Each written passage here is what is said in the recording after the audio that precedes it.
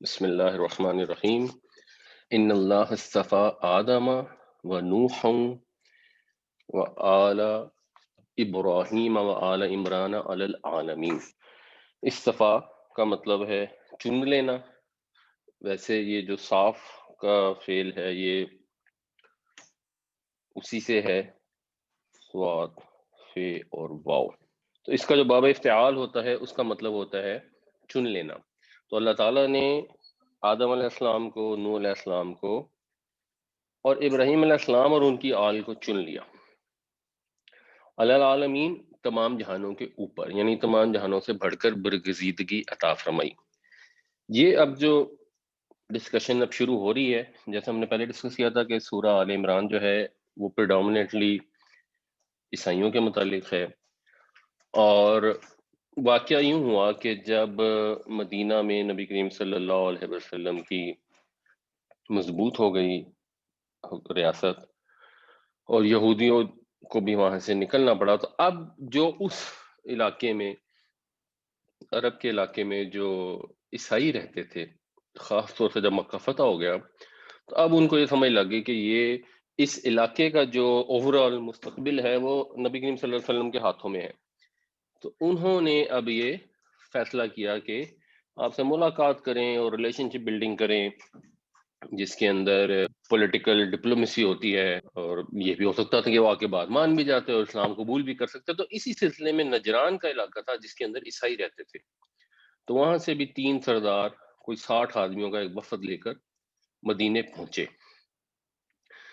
جنگ وہ کر نہیں سکتے تھے، تو اب سوال یہ تھا کہ وہ ذمہ بن کے رہتے ہیں تو کیا ان کے ریلیشن شپ ہوں گے، اور آگے کوئی ڈبیٹ وغیرہ کریں جس میں وہ جسٹیفائی کریں گے ہم کیوں مسلمان نہیں ہو سکتے۔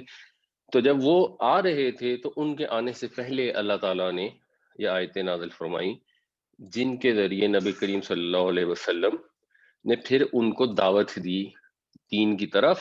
اور ان آیتوں میں جو بنیادی تذکرہ ہے وہ حضرت عیسیٰ علیہ السلام کا، اور اب جو آگے کچھ آیتیں گزریں گی آج کی کلاس کی اور اگلی کلاس میں بھی، اس میں حضرت مریم کی پیدائش سے لے کے حضرت عیسیٰ کی پیدائش اور پھر اختتام تک کا ایک مختصر جائزہ ہے۔ اور اس میں جو باتیں اللہ تعالیٰ نے بیان فرمائی ہیں وہ بائبل میں بھی اس طرح کلیئرٹی سے موجود نہیں ہے۔ تو آدم علیہ السلام ظاہر سی بات ہے سب کے جد امجد ہیں، ان کو اللہ تعالیٰ نے چنا۔ پھر نوح علیہ السلام سے دوبارہ انسانیت ایک طرح سے شروع ہوئی، اور کہتے ہیں کہ حضرت نوح کی اولاد میں سے ہی تھے جو باقی ساری انسانیت ہے۔ پھر حضرت ابراہیم علیہ السلام کے متعلق ہم سورہ بقرہ میں پڑھا ہے کہ اللہ تعالیٰ نے آپ کو تمام انسانوں کا امام بنایا، اور جب آپ امام بنے اور آپ کی اولاد میں سے ہی اب یہ سرداری جو تھی، نبوت جو تھی رکھی گئی، جو بنی اسرائیل میں اندر آپ کے جو بیٹے حضرت اسحاق علیہ السلام تھے ان کی اولاد میں سے بہت سارے انبیاء آئے، اور حضرت اسماعیل علیہ السلام کی اولاد میں سے نبی کریم صلی اللہ علیہ وسلم آخری نبی تشریف لائے۔ اور اس کے ساتھ آپ نے، اللہ تعالیٰ نے ذکر فرمایا یہاں پہ وآل عمران، عمران کی اولاد کو۔ تو عمران اپیرنٹلی جو یہاں پہ عمران کا ذکر ہے یہ حضرت عیسیٰ علیہ السلام کے نانا کا نام ہے، تو اور ان کی آل سے مراد ہیں حضرت مریم علیہ السلام اور حضرت عیسیٰ علیہ السلام۔ تو یہ ان کو فضیلت بخشی گئی تمام عالمین کے اوپر۔ اس میں صرف ایک چیز آپ دیکھنے والی ہے کہ اگر آپ نوٹس کریں تو اعلیٰ کے بعد ابراہیمہ ہے، یہ ہے بیسیکلی مرکب اضافی۔ تو مرکب اضافی میں جو سیکنڈ پارٹ ہوتا ہے اس پر جر آتی ہے۔ عام طور پہ جر جو ہوتی ہے وہ آخری حرف کے اوپر زیر ہوتی ہے اگر واحد ہو، سنگولر، لیکن یہاں پہ بھی زبر ہے، یہاں پہ بھی زبر ہے، پلس نہ اس پر تنوین ہے نہ اس پر تنوین ہے۔ تو یہ دونوں جو نام ہیں ان کو کہتے ہیں غیر منصرف۔ اس میں رفع میں ابراہیمو ہوتا ہے، عمرانو ہوگا، عمرانون نہیں ہوتا اور ابراہیمون نہیں ہوتا، اور نصب اور جر دونوں میں یہی آتا ہے، ابراہیمہ اور عمرانہ۔ تو یہ جر کی حالت میں ہے لیکن اس میں زبر ہے۔ ان اللہ اصطفى آدم و نوحا و آل ابراہیم و آل عمران علی العالمین، بے شک اللہ تعالیٰ نے چن لیا آدم اور نوح اور ابراہیم کی آل اور عمران کی آل کو تمام جہانوں کے اوپر۔ ذریتم بعدها من بعد، ذریت اولاد کو کہتے ہیں، نسل کو کہتے ہیں، اردو میں بھی استعمال کرتے ہیں. بعدها ان میں سے بعض کو، من بعض ان میں سے بعض ہیں بعض میں سے، یعنی بعض ان میں سے بعض دوسرے کی اولاد ہیں، یعنی یہ ایک دوسرے کی اولاد ہیں. یعنی حضرت آدم علیہ السلام سب کے جد امجد، پھر حضرت نوح علیہ السلام ان کی اولاد میں سے ہیں، حضرت ابراہیم پھر ان کی اولاد میں سے ہیں، اور حضرت ابراہیم کے اولاد میں سے آل عمران ہے. اب بعد ایک دوسرے کی اولاد ہے بتانے کا شاید مقصد یہاں پر یہ ہے کہ حضرت عیسیٰ علیہ السلام جن کو انہوں نے خدا بنا لیا، وہ بھی انہی میں کی اولاد میں سے ہیں. ان کے والد تو نہیں ہیں لیکن والدہ تو حضرت مریم موجود ہیں، تو ان کی اولاد میں سے ہیں، تو وہ انسان ہیں جیسے یہ سب انسان تھے. ان سب کو اللہ تعالیٰ نے چنا، اور حضرت عیسیٰ علیہ السلام کو بھی اللہ تعالیٰ نے چنا. یہ سب برگزیدہ تھے، حضرت عیسیٰ علیہ السلام بھی برگزیدہ تھے. نہ یہ خدا تھے نہ حضرت عیسیٰ خدا ہیں یا خدا کے بیٹے ہیں. واللہ سمیع علیم، اور اللہ تعالیٰ سب سننے والا، سب جاننے والا ہے. یعنی اللہ تعالیٰ نے اگر ان کو چنا ہے تو اس کو معلوم ہے، اس کی حکمت ہے، اس کی مصلحت ہے. یہ اس لیے نہیں چنا کہ کوئی خاندان ایسا ہے جس خاندان کے اندر کوئی اضافی خوبی ہے. یعنی حضرت ابراہیم علیہ السلام کو اللہ تعالیٰ نے ایک مقام بخشا، لیکن اس کا یہ مطلب نہیں کہ اس خاندان کے سارے لوگ بڑے اچھے ہوں گے. تو جن کو چنا گیا وہ اللہ تعالیٰ نے اپنے حکمت اور اپنے علم کی بنیاد پر چنا. ذریتم بعضها من بعد واللہ سمیع علیم، یہ ایک دوسرے کی اولاد ہیں اور اللہ تعالیٰ سننے والا ہے، جاننے والا ہے. اس کا مطلب ہوتا ہے یاد کرو جب، یعنی اس سے پہلے محذوف ہوتا ہے، ورنہ اگر نارمل جب ہوتا ہے نا تو اس کے لیے عام طور پہ اذا استعمال ہوتا ہے.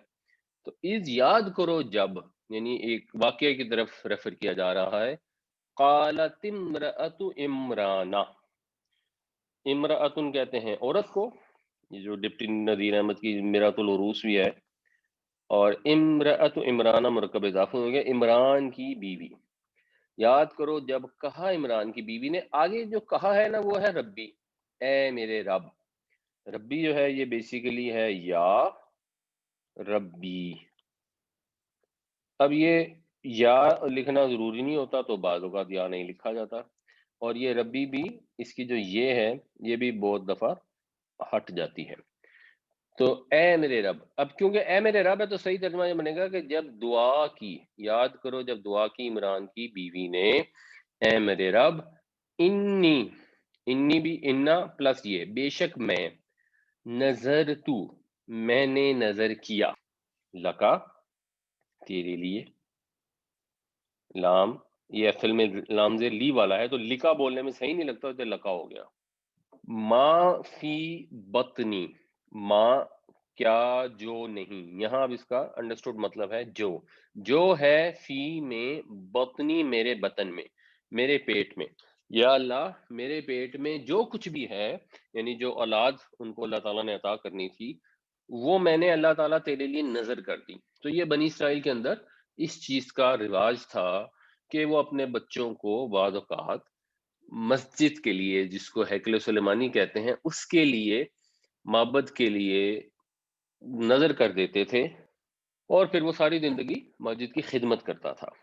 محررن، محررن میں یہ اس کا مطلب ہوتا ہے آزاد ہونا. یہ شاید آپ لوگوں کو معلوم ہے، یہ مصر میں ایک ہے تحریر سکوئر، وہ تحریر سکوئر کا مطلب ہی ایکچولی یہی ہے، فریڈم. تو محرر ہو گیا آزاد کیا گیا. آزاد کیا گیا کا مطلب یہ ہے کہ جو ماں باپ کی ذمہ داریاں ہیں، جو فیملی کی ذمہ داریاں ہیں، ان سے آزاد کر دیا، اس نے بس خدمت کرنی ہے اب اللہ کے گھر کی. تو یہ انہوں نے نظر کر دی. فتقبل منی، فتقبل پس تو قبول فرما مجھ سے. تو یہ انہوں نے دعا کی. انک انت السمیع العلیم، بے شک تو سننے والا ہے، جاننے والا ہے. اس قالت امرأۃ عمران ربی انی نذرت لک ما فی بطنی محررا فتقبل منی انک انت السمیع العلیم. یاد کرو جب دعا کی عمران کی بیوی نے، اے میرے رب، بے شک میں نظر کرتی ہوں تیرے لیے جو میرے بطن میں ہے، آزاد کر کے، پس تو قبول فرما مجھ سے، بے شک تو سننے والا ہے، جاننے والا ہے۔ فلما، فا پس لما جب، وضعتھا جب اس نے وضع کیا اس کو، یہ اردو میں بھی وضع حمل کہتے ہیں، ویسے وضع کا مطلب ہوتا ہے کسی چیز کو اتار کے نیچے رکھ دینا، تو جب انہوں نے اس کو جنم دیا، قالت تو بولی یا دعا کی۔ اچھا، یہ اب قالا ہوتا ہے اس ایک مرد نے کہا، قالت اس ایک مؤنث نے کہا، تو اس میں جو مؤنث کے صیغے آ رہے ہیں آپ ان میں نوٹس کریں گے، جب ماضی کا صیغہ آئے گا تو آگے تے آئے گی جس کے اوپر جزم ہوگی۔ قالت تو وہ بولی، ربی اے میرے رب، انی بے شک، وضعتھا، وضعت اس نے جنم دیا مؤنث نے، وضعت میں نے جنم دیا، بے شک میں نے اس کو جنم دیا، انثا، انثا بھی آپ کو دیکھ کے پہچان لینا چاہیے مؤنث، تو میں نے تو جنم دے دی ایک لڑکی، یعنی ان کو اب یہ افسوس ہوا، پریشانی ہوئی کہ میرا تو بیٹا پیدا ہونا تھا، میں نے اس کو نظر کیا ہوا تھا، اب یہ تو اللہ تعالیٰ نے بیٹی دے دی، اب کیا ہوگا؟ آگے ہے جملہ معترضہ، اس کو کہتے ہیں جملہ معترضہ کا مطلب یہ ہوتا ہے کہ جب بات چل رہی ہوتی ہے تو بیچ میں ایک ہٹ کے بات آ جاتی ہے۔ واللہ اعلم بما وضعت، اور اللہ زیادہ بہتر جانتا ہے، اللہ کو خوب معلوم تھا کہ اس نے کیا جنم دیا تھا۔ وَلَيْسَ الذَّكَرُ كَالْأُنثَى، لیسا نہیں اور نہیں ہے، ذکر جو ہے جیسے مذکر ہوتا ہے، انسا جیسے مؤنث ہوتا ہے، تو نہیں ہے لڑکا لڑکی کے جیسے۔ مطلب یہ ہے کہ یہاں پر جو اللہ تعالیٰ کو مطلوب تھا وہ تھی ہی لڑکی، جو اللہ تعالیٰ نے تمام کائنات کے سامنے ایک معجزہ لے کے آنا تھا حضرت عیسیٰ علیہ السلام کی شکل میں، کہ آپ نے پیدا ہونا تھا بغیر باپ کے، تو اس کے لیے ظاہر سی بات ہے ماں چاہیے تھی۔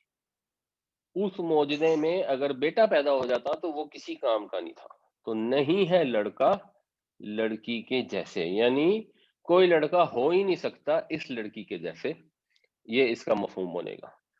پھر ان کی بات دوبارہ شروع ہو گئی حضرت مریم کی والدہ کی، وا اور انی بے شک میں، سمیتھا، سما جو ہے یہ اسم بھی اسی سے ہوتا ہے، سین میم اور واو، ویسے اس کا مطلب ہوتا ہے بلند کرنا، تو سما بھی پھر اسی سے نکلتا ہے، نمایاں کرنا، تو اسم وہ ہوتا ہے جو جو اس چیز کی علامت ہوتی ہے اس کو نمایاں کرتی ہے، جیسے نام ہوتا ہے، اور اس سے پھر ایک ہم جو باب تفعیل ہے نا، اس کو ہم اردو میں بھی استعمال کرتے ہیں، باب تفعیل بن جائے گا سما یسمی تسمیہ، تو ہم یہ وجہ تسمیہ کا لفظ استعمال کرتے ہیں اردو میں، اور ایک ہم استعمال کرتے ہیں اسم با مسمہ، مسمہ جو ہوتا ہے یہ بھی اس سے مفعول ہے، تو یعنی نام رکھا، جس کا نام رکھا جائے، میں نے نام رکھا اس کا مریمہ، مریم، یہ مریم بھی اسی طرح کا ایکچولی، اس کے اندر بھی تنوین نہیں ہے اور اس میں بھی جر میں زیر نہیں آتی، یہاں تو خیر یہ نصب میں ہی ہے کیونکہ یہ سمیتو کا مفعول ہے، اور بے شک میں نے نام رکھا اس کا مریم، وا اور انی بے شک میں، اعیذھا، اس کو ذرا ڈسکس کرتے ہیں، اعیذھا ویسے مطلب ہے میں پناہ میں دیتی ہوں اس کو، بکا تیری، وذریتھا اور اس کی اولاد کو، من الشیطان الرجیم شیطان مردود سے، تو انہوں نے یہ دعا بھی کی کہ اے اللہ میں نے اس کا نام رکھا ہے مریم، اور میں اس کو شیطان مردود سے آپ کی پناہ میں دیتی ہوں، آپ اس کی حفاظت فرمائیے شیطان مردود کے مقابلے میں۔ فلما وضعتها قالت رب انی وضعتها انثى واللہ اعلم بما وضعت وليس الذكر كالأنثى وإني سميتها مريم وإني أعيذها بك وذريتها من الشيطان الرجيم، پھر جب اس نے جنم دیا اس کو تو بولی، اے میرے رب بے شک میں نے تو جنم دی ایک لڑکی، اور اللہ خوب جانتا ہے اس نے کسے جنم دیا، اور نہیں ہے کوئی لڑکا لڑکی کے جیسا، اور بے شک میں نے اس کا نام رکھا مریم، اور میں اس کو پناہ میں دیتی ہوں تیرے اور اس کی اولاد کو بھی شیطان مردود سے۔ اب یہ جو من الشیطان الرجیم ہے، یہ ہم ہر نماز میں پڑھتے ہیں، اعوذ باللہ من الشیطان الرجیم. جب اب ہم یہ کلاس کر رہے ہیں، اس کے اوپر تھوڑا تھوڑا غور کرنے کی عادت ڈالیں، تاکہ آپ کو تھوڑی تھوڑی سمجھ آنی شروع ہو جائے. جو چیز کامن ہو اس کو بھی غور کریں، جو مختلف ہو اس کو بھی تھوڑا غور کریں. تو اگر آپ غور کریں گے تو من الشیطان الرجیم تو دونوں میں کامن ہے، یہ بے بھی کامن ہے. تو اس کا مطلب یہ بے جو ہے نا، یہ پناہ میں دینے کی ساتھ پریپوزیشن ہے. یہاں پہ بھی آ گئی، یہاں پہ بھی آ گئی. یہاں پہ آیا باللہ، میں پناہ مانگتا ہوں اللہ کی. یہاں پہ آیا بیکا، تیری. چلیں یہ بھی ٹھیک ہے. یہاں کیونکہ وہ دعا کر رہی تھی تو اب انہوں نے اللہ نہیں کہنا تھا، انہوں نے تیری ہی کہنا تھا کہ میں تیری پناہ کی بات ہو رہی ہے. اب اس میں دیکھیں کہ فرق کیا ہے. یہ ہے اعوذ، یہ ہے اعیذ. تو اس کو تھوڑا سا، اب اگر آپ جو ہم کیٹیگریز پڑھتے چلے آئے ہیں ان کو تھوڑا سا اگر آپ ذہن میں رکھا کریں نا، تو آپ کو تھوڑی آسانی ہو جائے گی. مثلا یہ ہوتا ہے خراجہ یخرجو. تو خراجہ یخرجو سے بنے گا آذا یعوذ. تو یعوذ وہ پناہ مانگتا ہے، اعوذ میں پناہ مانگتا ہوں. تو اس سے پھر یہ یعوذ بنتا ہے، یعوذ. اچھا، جو خراجہ سے دوسرا بنتا ہے باب افعال، وہ ہوتا ہے اخرجہ یخرجو. تو یہ جیسے ہوتا ہے نا یخرجو، ایسے بنے گا یعیذ. یہ بالکل اس کا سٹرکچر ملتا جلتا ہے، یخرجو یعیذ. تو یہ باب افعال ہمیں پتہ ہے، خراجہ کا مطلب ہوتا ہے وہ نکلا، اخرجہ کا مطلب ہوتا ہے اس نے نکالا. تو یعوذ کا مطلب ہوگا وہ پناہ مانگتا ہے، یعیذ کا مطلب ہوگا وہ پناہ میں دیتا ہے. یعنی یہ پناہ میں آتا ہے، یہ پناہ میں دیتا ہے. تو یہ ہم کہتے ہیں یا اللہ میں پناہ میں آتا ہوں. اور یہاں انہوں نے کہا میں پناہ میں دیتی ہوں، میں اپنی بیٹی کو اور اس کی اولاد کو آپ کی پناہ میں دیتی ہوں شیطان مردود کے مقابلے میں. تو تھوڑا تھوڑا کوشش کیا کریں روٹس کے اوپر اور سٹرکچر کے اوپر تھوڑا سا غور کیا کریں. یہ اتنا مشکل نہیں ہے، تھوڑی سی ہمت کرنے کی ضرورت ہے. فتقبلها، تو قبول کیا اس کو، ربها اس کے رب نے، بقبول حسن، بہترین قبول کرنا. یعنی اس کے رب نے اس کی نظر کو بہترین طریقے سے، پسندیدگی سے، قبولیت سے نوازا. واہ، اور امبتہا، امبتا اردو میں جب ہم استعمال کرتے ہیں نباتات، تو نباتات کہتے ہیں پودوں کو. تو پودے جو اگتے ہیں، اگی ہوئی چیزوں کو کہتے ہیں نباتات. تو امبتا کا، نباتا کا مطلب ہوتا ہے ویسے اگنا، اور امبتا کا مطلب ہوتا ہے اگانا. جو امبتا اور اگایا اس کو، یعنی مطلب یہ اس کو پروان چڑھایا. نباتن حسنن، بہترین اگانا. لفظی ترجمہ ہے اس کو اگایا، بہترین خوبصورت اگانا. با محاورہ ترجمہ بنے گا اور اس کو پروان چڑھایا عمدہ طریقے سے.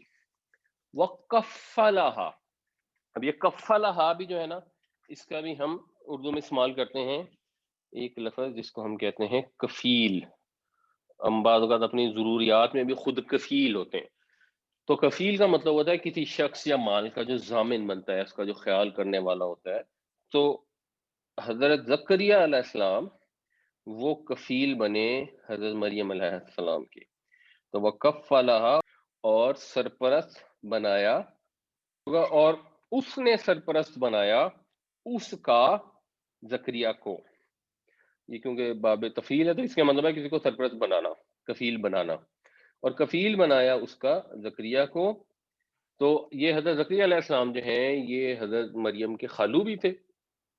اپیرنٹلی جو حضرت مریم کے والد تھے اور حضرت زکریا جو تھے، یہ بھائی بھی تھے غالباً. اور بہرحال ان کی مائیں جو تھیں وہ تو، یعنی حضرت زکریا کی بیوی اور حضرت مریم علیہ السلام کی ماں جو ہیں وہ بہنیں تھیں. تو خالو تو ڈیفینیٹ سے، کچھ لوگ کہتے ہیں کہ چچا بھی تھے، یعنی عمران کے بھائی بھی تھے. تو اب ان کو کفیل بنایا اللہ تعالیٰ نے، ایک خاص فضل کیا کیونکہ حضرت زکریا نبی بھی تھے. تو ان کے ذمہ رکھا گیا حضرت مریم علیہ السلام کا خیال رکھنا. کلما، کلما کا مطلب ہوتا ہے جب جب، جب جب دخلا وہ داخل ہوتے علیہا ان کے پاس. یعنی دخل علیہ کی پریپوزیشن کا مطلب اس کے اوپر داخل ہونا نہیں ہوتا، اردو میں ہم ترجمہ کریں گے ان کے پاس جاتے داخل ہوتے. تو جب جب داخل ہوتا اس کے پاس زکریا المحرابہ، محراب میں. یہ اب اردو میں ہم محراب میں کہتے ہیں، دخلا کے ساتھ ویسے عربی میں کوئی پریپوزیشن نہیں چاہیے ہوتی کسی جگہ داخل ہونے کے لیے. تو محراب میں داخل ہوتے ہیں. محراب کہتے ہیں ان کمروں کو جہاں پہ لوگ عبادتیں کرتے ہیں. ہمارے یہاں تو محراب اسے کہتے ہیں جو امام جہاں پر کھڑے ہو کر امامت کرواتے ہیں. بنی اسرائیل میں محراب سے مراد کمرے ہوتے تھے، عام طور پہ ذرا بلندی پہ بنے ہوتے تھے، لیٹ سے فرسٹ فلور پہ، یا بہرحال وہ چھوٹے چھوٹے کمرے ہوتے تھے جن کے اندر وہ لوگ اللہ تعالیٰ کی عبادت کرتے تھے. اور حضرت مریم علیہ السلام ظاہر سی بات ہے اپنے کمرے میں گوشہ نشین ہو کر اللہ کی عبادت میں مشغول رہتی تھی. اب جب جب حضرت زکریا علیہ السلام وہاں تشریف لے جاتے، وجدہ تو وہ پاتے، عندہا ان کے پاس، رزقن ان کے پاس ان کو رزق ملتا.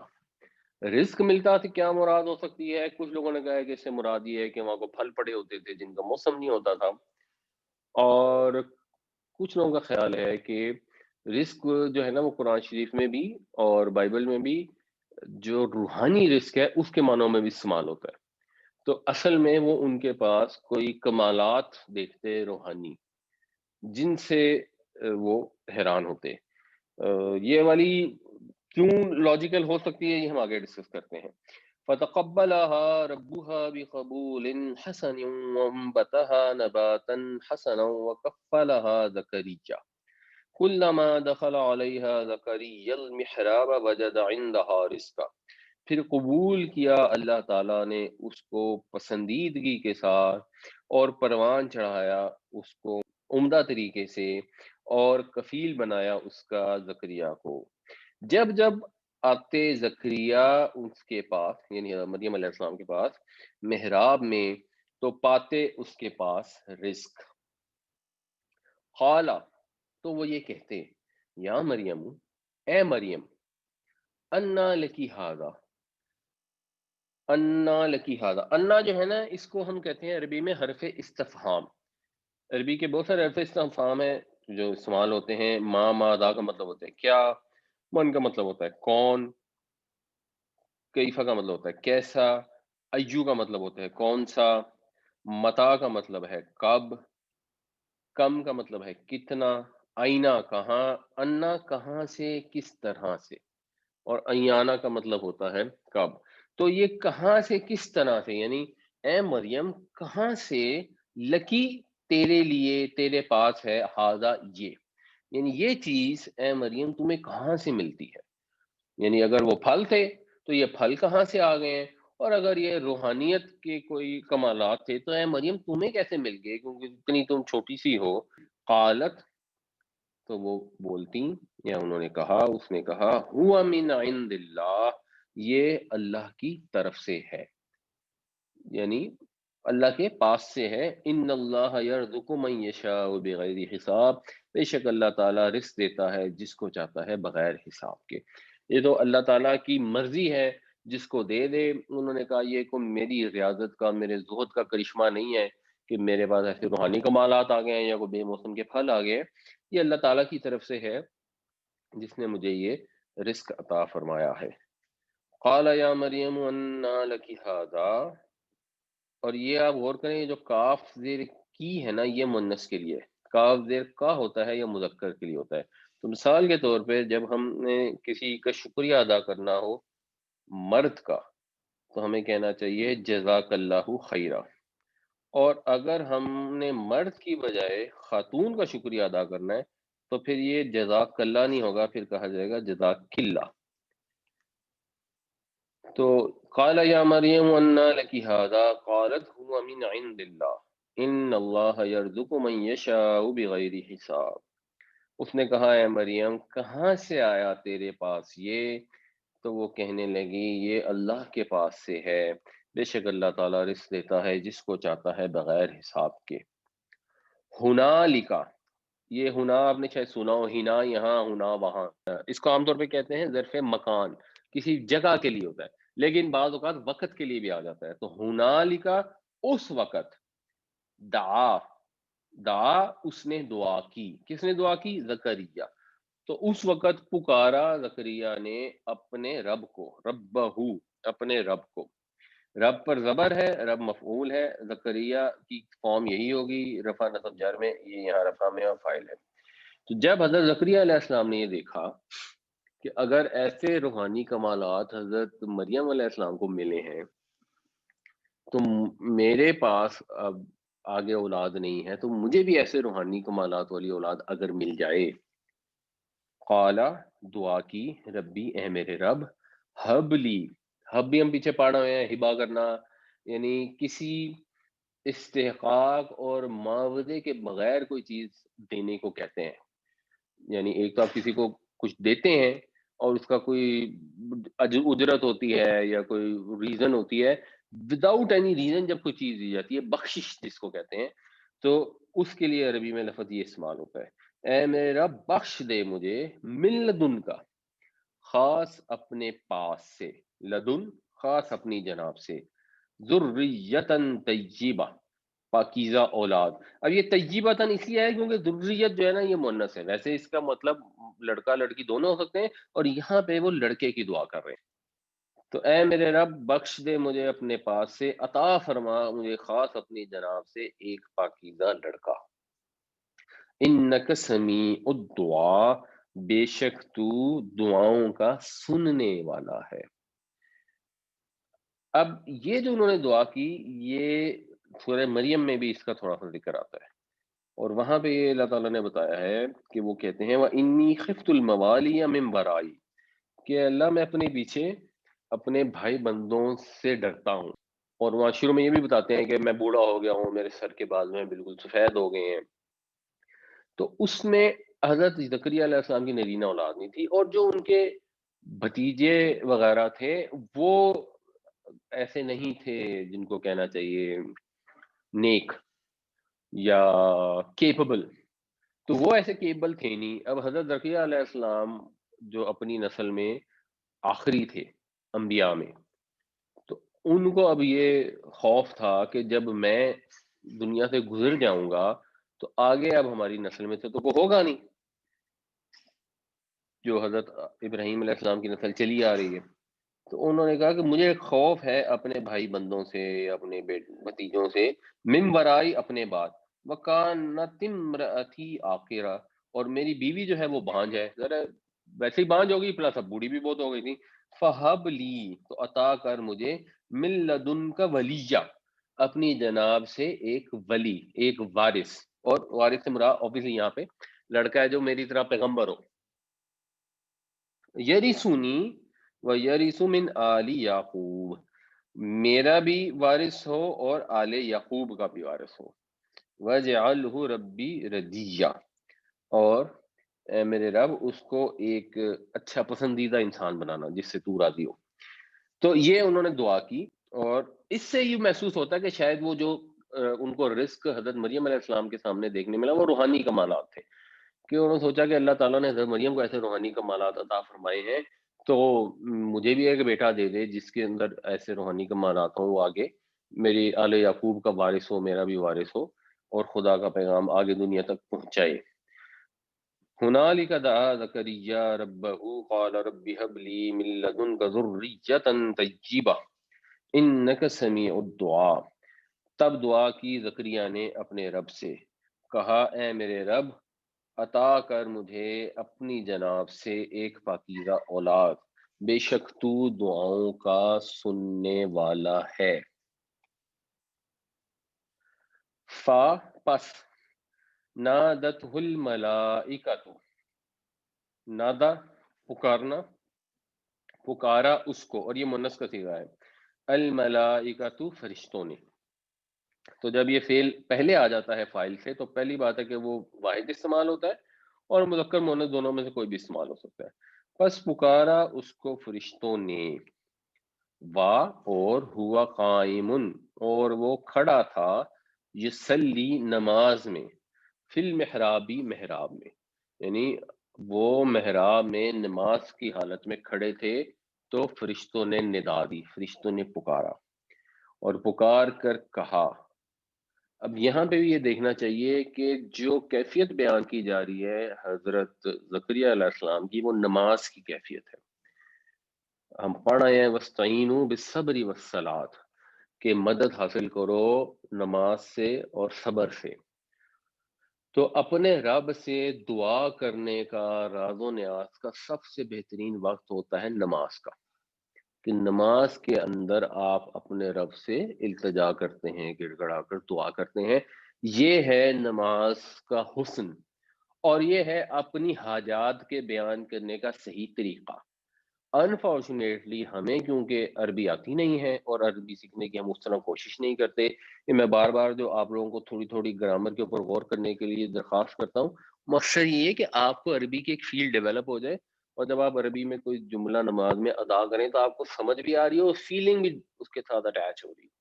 تو ہم نماز کے اندر دعا نہیں کرتے، حالانکہ دعا کرنی ہوتی ہے نماز کے اندر، اور نماز پڑھ کے سلام پھیر دیتے ہیں، پھر لمبی لمبی دعائیں کرنے شروع کر دیتے ہیں۔ تو اب پتہ نہیں اس کا کیا حل ہے۔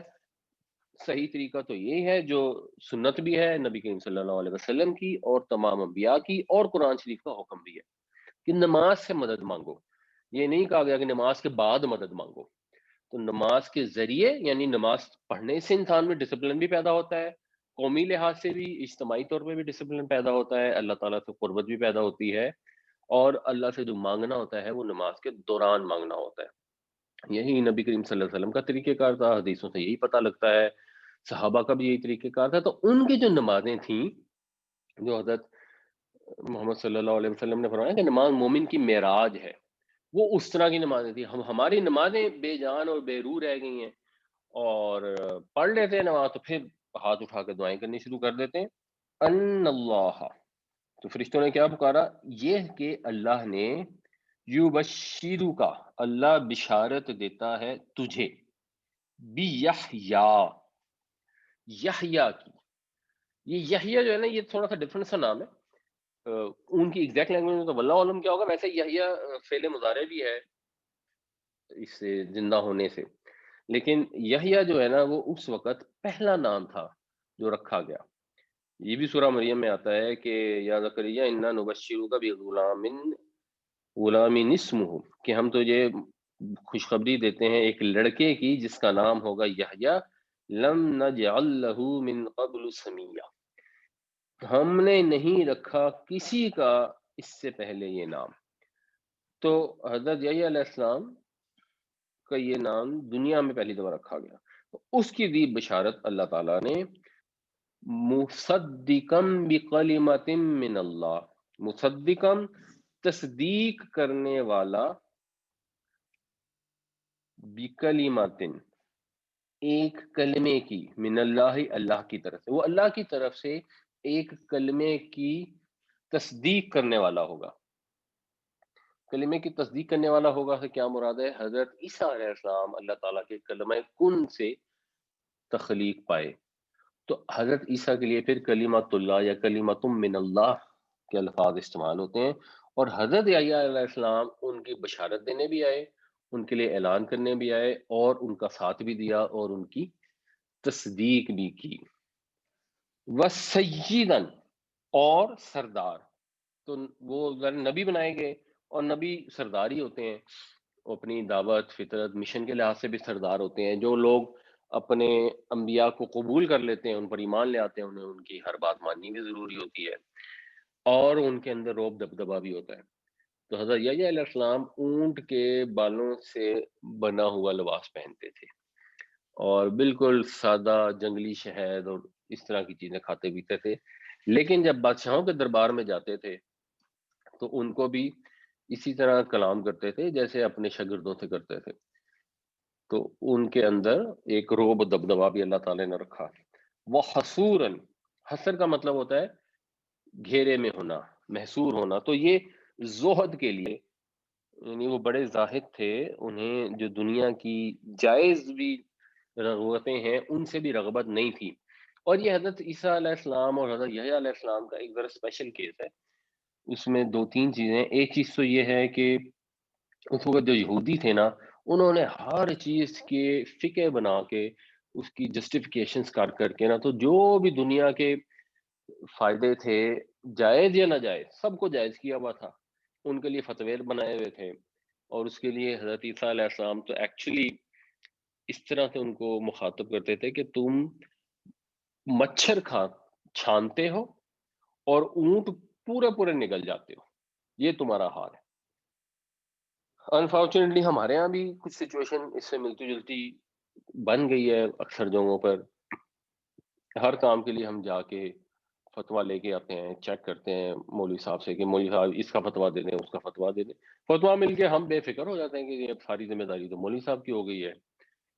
اس سچویشن میں جب حضرت یحییٰ علیہ السلام اور عیسیٰ علیہ السلام تشریف لائے، ان کے ساتھ پھر یہ ہوا کہ ان کے اندر زیادہ زہد تھا، جو ایک نارمل شریعت میں ہونا چاہیے اس سے بڑھ کر تھا، اور پھر دونوں ہی بڑی جلدی دنیا سے چلے گئے، تو اس وجہ سے ان کی شادیاں بھی نہیں ہوئیں، اس لحاظ سے بھی ان کی زندگی جو تھی زاہدانہ تھی، اور حضرت عیسیٰ علیہ السلام کو بھی بائبل کے بیان کے مطابق کوئی 32 سال کی عمر تک آپ دنیا میں تشریف فرما رہے، اور پھر قرآن سے پتہ لگتا ہے کہ آپ کو اللہ تعالیٰ نے آسمانوں پر اٹھا لیا۔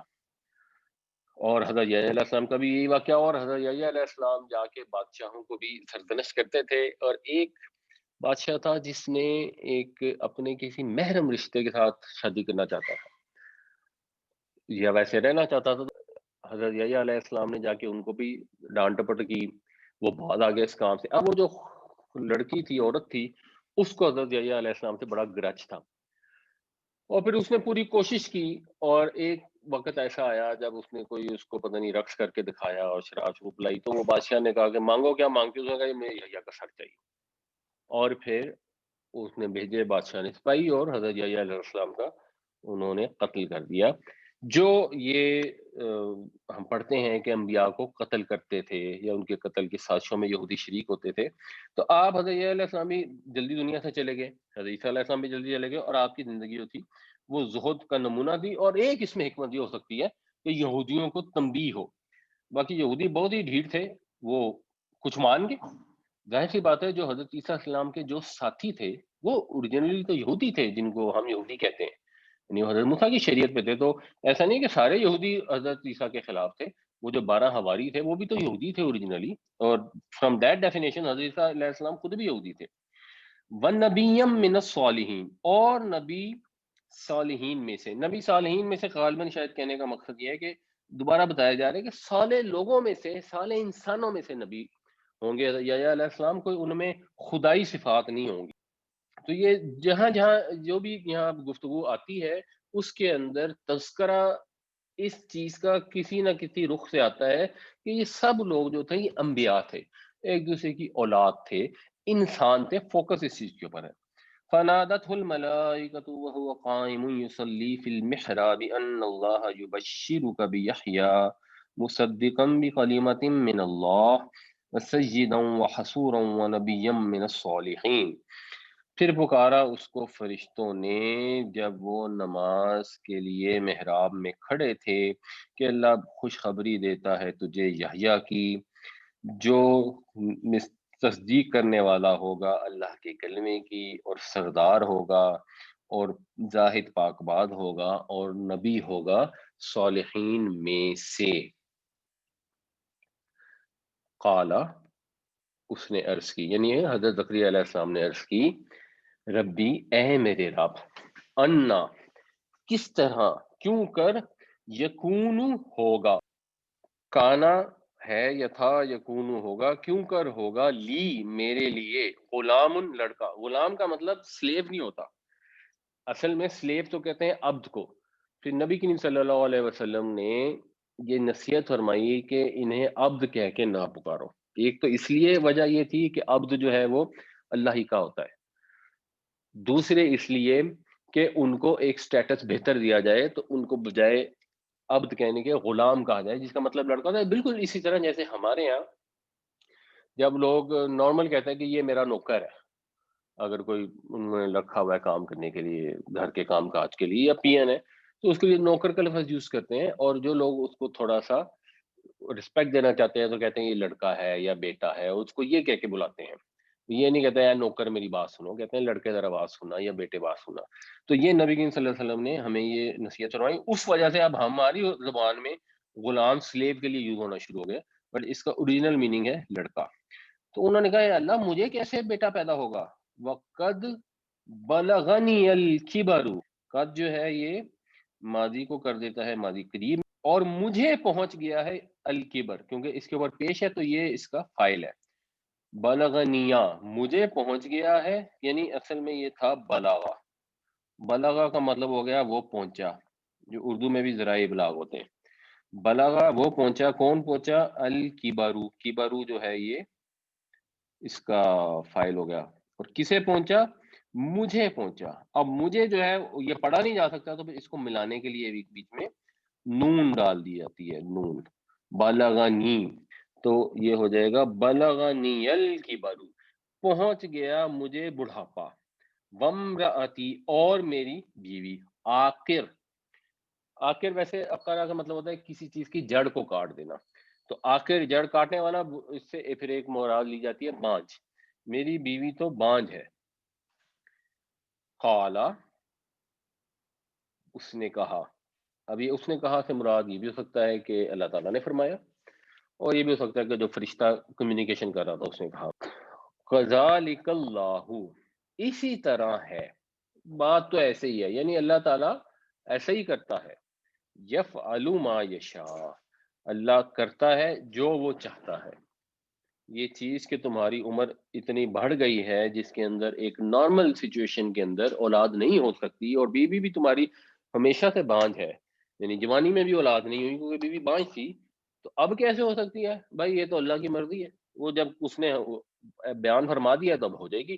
اللہ تعالیٰ اسی طرح چاہتا ہے. تو یہ حضرت یحییٰ علیہ السلام کی پیدائش یہ بھی ایک معجزانہ پیدائش تھی. اس میں بھی عیسائیوں کے لیے نصیحت ہے کہ آپ نے حضرت عیسیٰ کو تو خدا کا بیٹا بنا لیا، تو حضرت یحییٰ کو تو نہیں بنایا. پیدائش تو ان کی بھی معجزانہ تھی. اور قرآن شریف میں پھر ایک اور جگہ بھی مثال آئے گی کہ عیسیٰ کی مثال آدم کی طرح ہے، کہ اگر حضرت عیسیٰ علیہ السلام کے والد نہیں تھے تو آدم کے والد اور والدہ دونوں ہی نہیں تھے، تو ان کو بھی خدا نہیں بنایا. تو یہ ہر طرح سے توجہ دلائی جا رہی ہے. ان میں مقصد یہ ہے کہ اتنی بیسک اسٹوپڈ جو انہوں نے کانسیپٹ بنایا ہوا ہے اس کی تصحیح کی جائے اور ان کو دعوت دی جائے. اور جب آپ صحیح طرح سے دعوت دیتے ہیں، اور جو حضرت مریم علیہ السلام کا واقعہ پورا قرآن شریف میں یہاں پہ سورہ مریم میں جہاں جہاں آیا ہے، جب ان کو بیان کرتے ہیں تو جینوئنلی کوئی بھی اگر صحیح سنتا ہے تو امپریس ضرور ہوتا ہے کہ ہاں یار، ہماری بائبل کے مقابلے میں قرآن نے بہت بہتر طریقے سے اور بڑی رسپیکٹ کے ساتھ یہ سارے واقعات بیان کیے ہیں، اور بہت سارے لوگ پھر مسلمان بھی ہو جاتے ہیں. قال ربی انا یکون لی غلام وقد بلغنی الکبر وامرأتی آخر قال كذلك اللہ یفعل ما یشاء. عرض کی اے میرے رب کیوں کر ہوگا مجھے لڑکا، اور پہنچ چکا مجھے بڑھاپا، اور بیوی میری بانجھ ہے. فرمایا اسی طرح ہوگا، اللہ تعالی جو چاہتا ہے وہ کرتا ہے. تو انہوں نے پھر مزید دعا کی. قالا اس نے کہا ربی اجعل لی آیا، اے میرے رب بنا میرے لیے کوئی نشانی. یعنی اب ان کو ایک تو یہ کہ اطمینان قلب کے لیے انہوں نے کہا مجھے کوئی نشانی دے دے، پلس یہ جب خوشی کی خبر آئے گی، جس وقت یہ خوشی کی خبر آئے مجھے پتہ لگ جائے کہ اچھا یہ ہو گیا ہے، اللہ تعالیٰ نے میرے اوپر یہ فضل فرما دیا ہے، تو مجھے معلوم ہو جائے، تو اے میرے رب میرے لیے ایک نشانی بنا. قالا فرمایا آیتو کا تیری نشانی ہے اللہ. یہ اللہ ہوتا ہے ان پلس لا، ان کے لا نہ، لا تکلمہ کہ تو نہیں کلام کرے گا. تیری نشانی یہ ہے کہ تو بات نہیں کر سکے گا الناسا لوگوں سے، ثلاثت ایام 3 دن تک کے لیے، الا رمزا مگر رمز سے. رمز وہی ہے جو اردو میں جو ہم کہتے ہیں گونگے دی رمز نو گونگے دی ماں جانے، گونگے دی رمزا گونگے دی ماں جانے، یعنی جو اشاروں سے گونگا بات کرتا ہے، جو بات سمجھانے کے لیے بولے بغیر کی جاتی ہے اس کو کہتے ہیں رمز. تو تو لوگوں سے اشاروں میں بات کر سکے گا، ویسے نہیں کر سکے گا. وَاذْكُرْ رَبَّكَ اور یاد کر اپنے رب کو، کثیرن بہت زیادہ، وَسَبِّحْ اور تسبیح کر. سب بھی ہم نے ڈسکس کیا تھا، ویسے اس کا مطلب ہوتا ہے تیراکی کرنا. اور تیراکی کرنے میں بڑی ایفرٹ کی جاتی ہے، تو تسبیح میں بھی بڑی ایفرٹ اور سرگرمی ہونی چاہیے۔ اور جب انسان تیراکی کرتا ہے تو وہ پھر پانی کی سطح پر اپنے آپ کو برقرار رکھتا ہے۔ تو تسبیح کا مقصد بھی یہی ہوتا ہے کہ کسی کو اس کے مقام پر برقرار رکھنا۔ تو اللہ تعالیٰ کا ایک بلند و بالا مقام ہے جو مخلوق سے بالکل پرے ہے، مخلوق سے بالکل ہٹ کر ہے۔ تو جب ہم اللہ تعالیٰ کی پاکی بیان کرتے ہیں کہ اللہ تعالیٰ ہر خطا، ہر کمزوری سے پاک ہے، تو ہم جو درست اللہ تعالیٰ کا مقام ہے اس مقام کو اپنی حد تک برقرار رکھتے ہیں۔ یہ چیز کہ لوگوں نے یہ کہا کہ اللہ تعالیٰ نے کوئی بیٹا بنا لیا ہے، تو اللہ پاک ہے اس بات سے۔ تو حضرت زکریا علیہ السلام کو بھی اللہ تعالیٰ نے یہ پھر نصیحت کی کہ اللہ کو بہت یاد کرو اور اس کی تسبیح کرو، اس کی پاکی بیان کرو بالعشی۔ عشی جو ہے یہ عشیت ان کی جمع ہے جس کا مطلب ہوتا ہے شام، والابکار۔ تو بکرن کہتے ہیں کسی بھی چیز کا ابتدائی حصہ، تو صبح کو بھی بکر کہا جاتا ہے۔ اور اللہ کی تسبیح بیان کرو رات کو اور صبح۔ اب اس کا یہ مطلب نہیں ہے کہ دن میں نہ کرو، ایکچولی یہ ہمارا جیسے محاورہ ہوتا ہے نا کہ وہ تو دن رات یہ کام کرتا ہے، وہ تو صبح و شام اللہ کو یاد کرتا ہے۔ مطلب یہ ہے کہ ہم مسلسل ہر وقت اور یاد کرو اپنے رب کو بہت زیادہ اور اس کی تسبیح بیان کرو صبح و شام۔ قال رب اجعل لی آیہ قال آیتک اللہ تکلم الناس ثلاثة ایام الا رمزا واذکر ربک کثیرا وسبح بالعشی والابکار۔ اس نے عرض کی اے میرے رب بنا دے میرے لیے کوئی نشانی۔ فرمایا تیری نشانی یہ ہے کہ تو نہیں کلام کر سکے گا لوگوں سے 3 دن تک سوائے اشاروں کے، اور یاد کر اپنے رب کو بہت زیادہ اور اس کی پاکی بیان کر صبح و شام۔ اب سوال یہ پیدا ہوتا ہے کہ وہ تو بات ہی نہیں کر سکتے تھے، تو تسبیح کیسے کرتے، پاکی کیسے بیان کرتے؟ تو یہ انڈرسٹوڈ ہے، یعنی یہی تو نشانی تھی کہ ویسے ان کی زبان بند ہو گئی، اب لوگوں سے وہ بات نہیں کر سکتے، لیکن جب خدا کی تسبیح بیان کرنی ہے تو اس وقت زبان چلنا شروع ہو جائے گی۔ 3 دن تک یہ کیفیت رہی کہ لوگوں سے وہ بات نہ کر پائے اور اللہ کا ذکر کرتے رہے۔ یہی اس چیز کی علامت تھی کہ اب ان کو اللہ تعالیٰ کی طرف سے اولاد کی خوشخبری مل گئی ہے، اب اولاد ملنے والی ہے۔ اب آگے جو قصہ ہے حضرت یحییٰ علیہ السلام سے واپس حضرت مریم کی طرف چلا گیا۔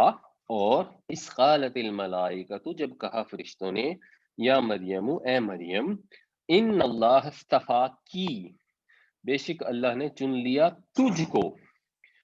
تو یہ کاف زیر کی جو ہے یہ مونس کے لیے، وطہرکی، اور پاکیزہ کر دیا تجھ کو، واصطفاکی علی نساء العالمین، اور تجھے چنا یعنی تجھے ترجیح دی تمام دنیا کی عورتوں پر۔ اور یہ دیکھیں کتنی انٹرسٹنگ چیز ہے، وہ احمد دیدات بیان کرتے تھے کہ اگر قرآن نبی کریم صلی اللہ علیہ وسلم نے خود لکھا ہوتا تو اگر انہوں نے اس میں کسی خاتون کی تعریف کرنی ہوتی تو سب سے پہلے تو اپنی والدہ کی کرتے اور اپنی والدہ کے متعلق یہ لکھتے کہ اللہ نے ان کو چن لیا، لیکن انہوں نے اپنی والدہ کے لیے متعلق یہ قرآن میں بیان، اگر کیونکہ حضور نے خود سے لکھا نہیں، اللہ تعالیٰ کی طرف سے نازل ہوا، تو یہ بیان حضرت عیسیٰ علیہ السلام کی والدہ کی۔ اور احمد داد ہے کیونکہ عیسائیوں سے بہت سارے مناظرے کیے انہوں نے، تو یہ بھی ایک غور طلب بات ہے کہ قرآن شریف میں حضرت مریم علیہ السلام کی یہ تعریف کی گئی ہے کہ آپ کو تمام دنیا کی عورتوں پر چن لیا گیا۔ اور ظاہر سی بات ہے یہ مقام کسی کو نہیں ملا اس کے بعد، نہ اس سے پہلے، کہ بغیر میاں کے ان کے ہاں اولاد ہو گئی اور پھر وہ اولاد جو تھی وہ اتنا بڑا رسول ہوا۔ تو فرشتوں نے یہ حضرت مریم علیہ السلام کو جب خوشخبری دینی تھی تو ان سے جب گفتگو کی تو انہوں نے آ کر یہ بتایا۔ اب یہ جو فرشتے کسی کے پاس آتے ہیں تو فرشتوں کے کسی کے پاس آنے سے وہ نبی نہیں بن جاتا۔ اس میں بھی بعضوں کا ڈیبیٹ ہوتی ہے کہ حضرت مریم علیہ السلام بھی کیا نبی تھیں اور خواتین نبی ہو سکتی ہیں یا نہیں ہو سکتی۔ اب خواتین نبی ہو سکتی ہیں نہیں ہو سکتی تو خیر ایک علیحدہ مسئلہ ہے، مگر یہ چیز سمجھنے والی ہے کہ نبی کریم صلی اللہ علیہ وسلم کے تشریف لانے سے پہلے فرشتے آتے تھے، لوگوں کو الہام ہوتے تھے، خوابوں میں بھی سچی باتیں پتہ لگتی تھیں، یہ ساری چیزیں ہوتی تھیں، ان سے لوگ نبی نہیں بن جاتے تھے۔ حضرت موسیٰ علیہ السلام کی والدہ کی بھی اللہ تعالیٰ کی طرف سے وحی آئی جب وہ بڑی پریشان تھیں، اپنے بیٹے کو جب انہوں نے سمندر میں ڈال دیا یا دریا میں ڈال دیا. تو اس طرح کے واقعات ہمیں بہت جگہ ملتے ہیں. اصل میں نبی اس کو کہتے ہیں جو دعویٰ کرتا ہے نبوت کا، جو یہ کہتا ہے کہ میں نے جو بات کروں گا مستقبل کی، غیب کی جو بات بتاؤں گا وہ سچ ہوگی. یہ نبی کی ڈیفینیشن ہے اور یہ بڑی آسان ہے، اس کو سمجھنا چاہیے. اور نبی کریم صلی اللہ علیہ وسلم نے یہ ہمیں بیان فرما دیا کہ آپ آخری نبی ہیں، آپ کے بعد نبوت ختم ہو گئی، اب آپ کے بعد صرف ایک چیز رہ گئی ہے جو سچے خواب ہے، اس کے علاوہ کچھ نہیں ہے. تو آج بھی لوگوں کو سچے خواب آتے ہیں، لیکن کسی کو سچے خواب آنے کا یہ مطلب نہیں ہے کہ اس کا ہر خواب سچا ہوگا. نہ وہ یہ دعویٰ کر سکتا ہے کہ یہ خواب سچا ہے. یعنی وہ کوئی بندہ اٹھ کے کسی کو بتا دے کہ جی میں نے جو رات کو خواب دیکھا تھا نا وہ سچا تھا، نہیں، وہ یہ دعویٰ نہیں کر سکتا. سچے خواب میں بھی یہی ہوگا کہ خواب جب گزر جائے گا، وقوع پذیر ہو جائے گا، تو پھر پتہ لگ جائے گا ہاں یہ خواب سچا تھا. اب سوال یہ ہے کہ اگر وہ دعویٰ نہیں کیا جا سکتا اور خواب وقوع پذیر ہونے کے بعد ہی پتہ لگنا ہے کہ وہ سچا تھا، تو اس کی حکمت کیا ہے؟ اس کی حکمت یہ ہے کہ اس سے انسان کو یہ پتہ لگتا ہے کہ ایک ہستی اوپر موجود ہے. اس سے اس کا جو یقین ہے، جو ایمان والے ہیں ان کا ایمان زیادہ مضبوط ہوتا ہے، اور جو ایمان والے نہیں ہیں ان کے پاس اس کی کوئی ایکسپلینیشن نہیں ہوتی کہ اگر ہم نے ایک خواب دیکھا اور بعد میں وہ سچ نکل آیا تو کیسے ہو گیا. اگر یہ دنیا بائی چانس بنی ہے، خود بخود چلی جا رہی ہے، تو پھر تو یہ ممکن نہیں ہے نا کہ مستقبل کی کوئی چیز ہمیں خواب میں پہلے سے نظر آ جائے. تو ان سچے خوابوں میں یہ حکمت ہوتی ہے، اور اللہ کے نبی صلی اللہ علیہ وسلم نے کلیئر ہمیں کر دیا ہے کہ نبوت ختم ہو چکی ہے، اس کا صرف 46واں جز باقی ہے، اور وہ 46واں جز یہ ہے کہ وہ سچے خواب ہے. اور وہ سچا خواب کسی کو بھی آ سکتا ہے، وہ ضروری نہیں کہ جس کو سچا خواب آ گیا وہ بڑا نیک آدمی ہے، یہ بھی ضروری نہیں ہے. مشرک بادشاہ کو سچا خواب آیا جس کی ساری تفصیلات سورہ یوسف میں موجود ہے. حضرت یوسف علیہ السلام کیونکہ نبی تھے تو وہ یہ دعویٰ کر سکتے تھے. حضرت یوسف علیہ السلام نے دعویٰ کر کے بتا دیا کہ اس خواب کا یہ مطلب ہے، یوں یوں ہوگا. آج کے دور میں کوئی شخص آپ کو خواب کی تعبیر بتا کے دعویٰ نہیں کر سکتا کہ یہ ہوگا. کوئی شخص یہ نہیں کہہ سکتا کہ میں نے خواب دیکھا ہے تو سچا ہوگا. کوئی شخص یہ نہیں کہہ سکتا کہ مجھے الہام ہوا ہے، مجھے کشف ہوا ہے، مجھے اللہ تعالیٰ کی طرف سے اطلاع ملی ہے، مجھے کسی فرشتے نے آگے یہ بتایا ہے. جو بھی ایسی بات کرے گا یہ ٹیکنیکلی سپیکنگ نبوت کے دعووں میں شامل ہے، کیونکہ سچے خوابوں کے علاوہ ہر چیز ختم ہو چکی ہے، لیکن سچے خواب کا بھی آپ دعویٰ نہیں کر سکتے. تو فرشتہ حضرت مریم علیہ السلام کے پاس آیا، اس سے وہ کوئی نبی نہیں ہو جاتی. فرشتے ابھی بھی اترتے ہیں. اگین ہم دعویٰ نہیں کر سکتے، لیکن قرآن شریف میں لکھا ہوا ہے کہ جو فرشتے آئیں گے اور کہیں گے ہم دنیا میں بھی تمہارے ساتھی تھے. وہ لوگ جو انہوں نے کہا اللہ ہمارا رب ہے اور اس کے اوپر قائم رہے. اور نبی کریم صلی اللہ علیہ وسلم نے فرمایا ہے کہ جب کہیں اللہ کا ذکر ہوتا ہے، قرآن کی تعلیم ہوتی ہے، تو فرشتے اس جگہ کو گھیرے میں لے لیتے ہیں. تو فرشتے ظاہر سی بات ہے موجود ہیں، آ رہے ہیں، جا رہے ہیں. ہمارے سے بہرحال اب وہ کلام نہیں کرتے کیونکہ نبوت وہ والا عنصر ختم ہو گیا. اور یاد کرو جب کہا فرشتے نے اے مریم بے شک اللہ نے چن لیا تجھ کو اور پاک کر دیا تجھ کو اور ترجیح دی تجھے تمام دنیا کی عورتوں پر. وَإِذْ قَالَتِ الْمَلَائِكَةُ يَا مَرْيَمُ إِنَّ اللَّهَ اصْطَفَاكِ وَطَهَّرَكِ وَاصْطَفَاكِ عَلَى نِسَاءِ الْعَالَمِينَ. یا مریم، اے مریم، اقنتی. اچھا اس کو بھی ہم تھوڑا سا کرتے ہیں، یہ آپ صرف ایک غور کر لیں اور بعد میں موقع ملے تو یوٹیوب میں جا کے نا اس جگہ کو ذرا ریوائز کر لیجیے گا، تاکہ یہ ہم اتنا جنرلی استعمال نہیں کرتے مونس کسی کے. جب مذکر میں تو آسان ہے، قناتا اس نے فرما برداری کی، جو ہے نا وقوم للہ قانتین، اللہ کے حضور کھڑے ہو جاؤ فرما بردار ہو کے. تو یقنتو وہ فرما برداری کرتا ہے، تقنتو تو فرما برداری کرتا ہے. لا تقنت تو فرما برداری نہ کر، اقنت تو فرما برداری کر. تو جب ہم یہ لا لگاتے ہیں تو یہ تے کے اوپر آپ دیکھیں تو پیش کی بجائے جزم آ جاتی ہے. اس سے بن جاتا ہے فعل نہیں، منع کرنے والا فعل. اگر یہ لا تقنتو ہوتا تو پھر اس کا مطلب ہوتا تو فرما برداری نہیں کرتا ہے. لا تقنت کا مطلب ہے تو فرما برداری نہ کر. اور مونس کا جو اس میں صیغہ ہے وہ ہوگا قنتت، اس نے فرما برداری کی. تقنتو وہ فرما برداری کرتی ہے. اور تقنتین تو فرما برداری کرتی ہے. تو یہ سب سے مشکل صیغہ ہے ایکچولی مضارع کی گردان میں. تقنتین تو فرما برداری کرتی ہے، پھر اس سے پہلے نہیں بنے گا لا تقنتی، یہاں تے پر پیش تھی، جزم آ گئی، یہاں یہ والی نون ختم ہو گئی، اور اس کا فعل امر بنتا ہے اقنوتی، تو فرما برداری کر، اے مریم اقنوتی، تو فرما برداری کر، پھر جوڑ کر پڑھیں گے یا مریم اقنوتی لی ربی کی، اپنے رب کی، رب کے بے پہ زیر اس لیے آئی کیونکہ پیچھے لام زیر لی تھا، حرف جر، کاف کے نیچے زیر اس لیے آئی کیونکہ یہ مونس کے لیے ہے، اگر یہاں اگر زکریا سے بات ہو رہی ہوتی تو پھر لی ربی کا ہوتا، تو اے مریم فرما برداری اختیار کر اپنے رب کی، وسجودی، جیسے اقنوتی ہے نا اسی طرح اسجودی ہے، وسجودی اور سجدہ کر، ورقعی مع الراکعین، اور یہ ارکعی ہے، اور رکوع کر رکوع کرنے والوں کے ساتھ، کیونکہ حضرت مریم علیہ السلام وہاں موجود تھیں ہیکل سلیمانی میں، اس لیے جو پھر جماعت کی نمازیں ہوتی تھیں ان میں بھی شامل ہوتی ہوں گی، اور باقی اپنی عبادتوں تنہائی میں کرتی ہوں گی، اور غالباً یہاں پہ بھی رکوع کا دوبارہ ذکر اس لیے شاید آیا، جو پیچھے بھی ہم نے ڈسکس کیا تھا کہ یہودیوں میں رکوع ختم ہو گیا تھا جب نبی کریم صلی اللہ علیہ وسلم کا دور آیا، تو ان کو بھی ریمائنڈ کرایا جا رہا ہے کہ یہ رکوع تو اس وقت سے موجود تھا، تو یا مریم اقنتی لربی کی وسجودی ورکعی مع الراکعین، اے مریم اپنے رب کی فرما برداری اختیار کر اور سجدہ کر اور رکوع کرنے والوں کے ساتھ رکوع کر، ذالک من انباء الغیبی، یہ تو غیب کی خبریں ہیں، انباء نبا کی جمع، یہ تو غیب کی خبر ہے، نوحی ہی ہم وحی کرتے ہیں اس کو، الیہ کا آپ کی طرف، اب ذالکہ سے مراد ہے ویسے وہ ہوتا ہے مطلب، کیونکہ پیچھے جو بات گزر رہی ہے ٹیکسٹ میں ذالکہ اس کے لیے آتا ہے، تو یہ غیب کی خبریں ہیں اور ہم ان کی وحی کرتے ہیں آپ کی طرف، وما کنتا اور نہیں تھے آپ، لدیہم، تو یہ لدا کا مطلب ہوتا ہے پاس، جیسے وہ لدنا تھا، تو لدیہم آئی تھے آپ ان کے پاس، اذ یلقونا جب وہ ڈال رہے تھے، القاء کا مطلب ہوتا ہے ڈالنا، اقلامہم اپنے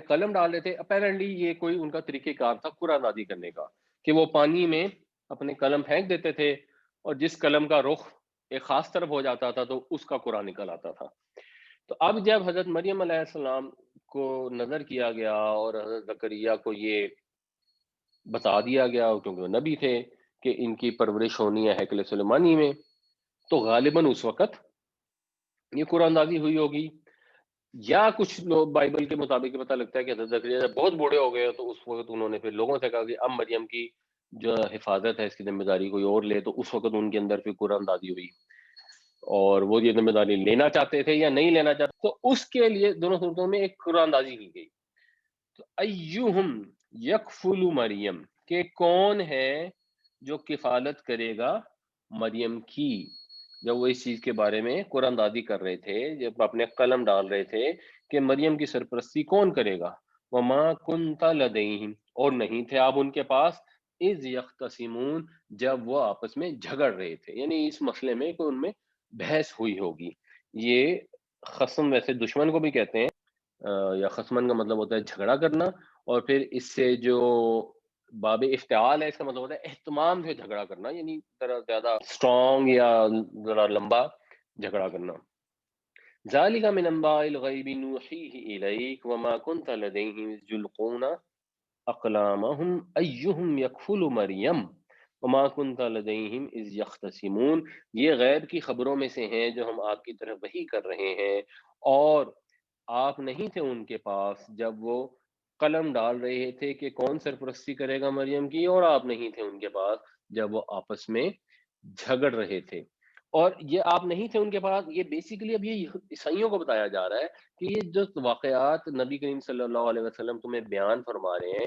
اتنے بہترین طریقے سے، آپ تو وہاں موجود نہیں تھے، اور یہ واقعات انجیل میں بھی اس طرح ڈیٹیلز کی نہیں آئے ہوئے، وہاں پہ یہ والا جو پورشن ہے حضرت یحییٰ علیہ السلام کے پیدائش کا، حضرت مریم علیہ السلام اور پھر حضرت عیسیٰ علیہ السلام کی پیدائش کا بھی، وہ واقعہ بھی صحیح نہیں ہے، حضرت مریم کا جو ذکر ہے کہ اللہ تعالیٰ نے تمام جہانوں پہ فضیلت دے دی، یہ بھی نہیں، یعنی ویسے انہوں نے خدا کی بیوی بنا لیا نعوذ باللہ بعد میں، لیکن بائبل کے اندر وہ ذکر موجود نہیں ہے، بلکہ بائبل میں تو ذکر سے یہ پتہ لگتا ہے کہ حضرت عیسیٰ علیہ السلام ان کا احترام بھی نہیں کرتے تھے۔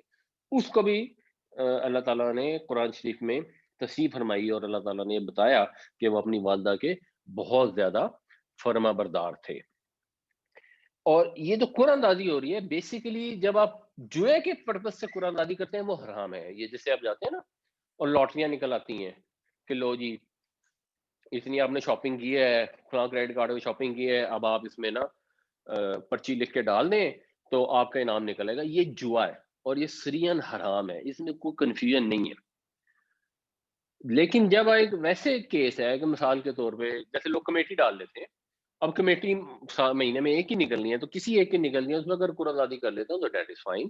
اگر آپ نے کوئی ذمہ داری کے لیے جس میں سارے ایکول لوگوں کا رائٹ بنتا ہے اور اب آپ نے ڈیسائیڈ کرنا ہے کہ کیسے کریں، تو آپ ٹاس کر لیتے ہیں جیسے کرکٹ کا میچ ہوتا ہے، تو آپ ٹاس کر کے ایک ٹیم شروع کر لیتی ہے، حالانکہ اس کے اندر بعض اوقات پہلے کھیلنے والی کے لیے فائدہ ہوتا ہے، یعنی آپشن جس کو مل جاتی ہے ظاہر ہے اس کو کوئی نہ کوئی فائدہ ملتا ہے، وہ قرآن اندازی میں ایشو نہیں ہے۔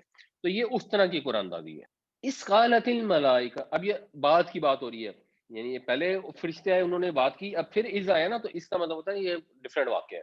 اور یاد کرو جب کہا فرشتوں نے یا مریم، اے مریم، ان اللہ یبشرو کی بکلمت منہ، بے شک اللہ تعالیٰ بشارت دیتا ہے تجھے اپنی طرف سے ایک کلمے کی، اسمہ المسیح، اس کا نام ہوگا مسیح، عیسی ابن مریم، عیسیٰ ابن مریم، یعنی مسیح حضرت عیسیٰ علیہ السلام کا لقب ہے، اور عربی میں پھر لقب پہلے پکارا جاتا ہے، اور نام بیسیکلی ہے عیسیٰ ابن مریم، اور ابن مریم اسپیسیفائی کیا گیا ہے کیونکہ ادروائز تو والد کا نام آتا ہے، لیکن حضرت عیسیٰ علیہ السلام کے والد کیونکہ نہیں تھے تو اس لیے عیسیٰ ابن مریم بار بار جگہ جگہ آپ کو بتایا جائے گا۔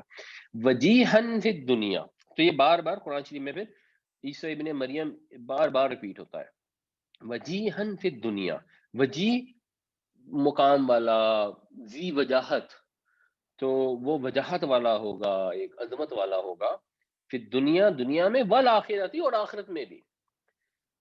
اس سے بھی اندازہ ہوتا ہے کہ یہ جو کچھ انہوں نے عیسائیوں نے جو بنایا ہے نا کہ حضرت عیسیٰ علیہ السلام کو سولی پہ چڑھایا، اور جو بھی پھر وہ کی تفصیلات آتی ہیں، اب وہ اس سے میچ نہیں کرتی کہ وہ ذی وجاہت ہوں گے۔ اور خیر قرآن شریف نے تو یہ کلیئر کر دیا کہ نہ تو آپ کو سولی پہ چڑھایا گیا اور نہ آپ کو قتل کیا گیا۔ وَمِنَ الْمُقَرَّبِينَ، اور مقربین میں سے، اللہ تعالیٰ کے قریب والے لوگوں میں سے ہوں گے۔ یہ حضرت عیسیٰ علیہ السلام کا مقام ہے جو قرآن شریف بیان کرتا ہے۔ اور حضرت عیسیٰ علیہ السلام جب وہاں کہیں تقریر کرتے تھے، تبلیغ کرتے تھے، تو آپ کی جو حکمت تھی، یعنی 12 سال کی عمر میں نا حضرت عیسیٰ علیہ السلام نے پہلی دفعہ ہیکل کے اندر تعلیم دی، تو آپ کا سٹائل، آپ کی چوائس آف ورڈز، جو بلاغت اور فصاحت ہوتی ہے، تو وہ سارے لوگ جو تھے وہ ششدر رہ گئے کہ یہ کون ہے جو اس طرح سے بات کرتا ہے۔ اور پھر جب بستیوں میں آپ نے تبلیغ کرنی شروع کی تو لوگوں کا اکٹھ ہوتا تھا، اور ایکچولی لوگوں نے پھر انہیں کہنا شروع کر دیا کہ یہ تو اسرائیل کا بادشاہ ہے، اور پھر اسی کو بعد میں انہوں نے ایک طرح سے ایکسکیوز بنایا کہ یہ بادشاہت کا دعویٰ کر رہا ہے یا یہ بادشاہ کے خلاف بغاوت کرنے کی کوشش کر رہا ہے، جس کی وجہ سے اس سازش میں پھر وہ انہوں نے کوشش کی کہ حضرت عیسیٰ علیہ السلام کو سولی پہ چڑھا دیں، اور پھر اللہ تعالیٰ نے اس سے ان کو بچا لیا۔ اس قالت الملائکۃ یا مریم ان اللہ یبشرک بکلمۃ منہ اسمہ المسیح عیسی ابن مریم وجیہا فی الدنیا والآخرۃ ومن المقربین۔ یاد کرو جب کہا فرشتوں نے اے مریم، بے شک اللہ تعالیٰ خوشخبری دیتا ہے تجھے ایک کلمے کی اپنے طرف سے، اس کا نام ہوگا مسیح عیسیٰ ابن مریم، دنیا میں اور آخرت میں وہ وجاہت والا ہوگا اور مقربین میں سے ہوگا۔ اور مسیح کا مطلب ایسا ہوتا ہے مسا کرنے والا۔ تو یہ اسرائیلی جو پیغمبر ہوتے تھے وہاں یہ سسٹم تھا کہ ایک پیغمبر آتا تھا تو اپنے آنے والے کو سر پر تیل ملتا تھا اور اس کا مسا کرتا تھا، اور پھر یہی پیغمبر جب بادشاہوں کو بھی بادشاہ مقرر کیا جاتا تھا، جیسے ہم نے پیچھے پڑھا تھا کہ طالوت کو بادشاہ بنایا گیا، تو ان کے بھی سر پہ وہ تیل مسا کرتے تھے، یہ سمبولک ہوتا تھا جو ان کے ہاں بپتسمہ بھی ایسے ہوتا ہے. حضرت یحییٰ علیہ السلام کو تو بائبل میں کہیں جان دا بیپٹسٹ جاتا ہے، کیونکہ وہ لوگوں کو بپتسمہ دیا دیتے تھے، یعنی وہ جو کلرفل پانی کے اندر یا پانی میں ذرا غسل دینا، یا ابھی بھی وہ جب ان کے چھوٹے بچے ہوتے ہیں تو ان کو چرچ لے جاتے ہیں اور ان کو اس کے اندر ڈبوتے ہیں، تو یہ ایک سمبل ہوتا ہے کہ ہم نے اپنے اوپر اللہ کا رنگ اختیار کر لیا. تو مسیح علیہ السلام اس وجہ سے شاید تھے. پھر آپ کیونکہ مسح کرنا مطلب یعنی لوگوں کے سر پہ ہاتھ پھیر کے کوڑیوں کو اچھا کر دیتے تھے، اندھوں کو دیکھنے والا کر دیتے تھے، تو شاید اس لیے بھی آپ کا لقب یہ مسیح رکھا گیا ہے. وَيُكَلِّمُ النَّاسَ فِي الْمَهْدِ، اور وہ کلام کرے گا لوگوں سے فی المہدی، پنگھوڑے میں.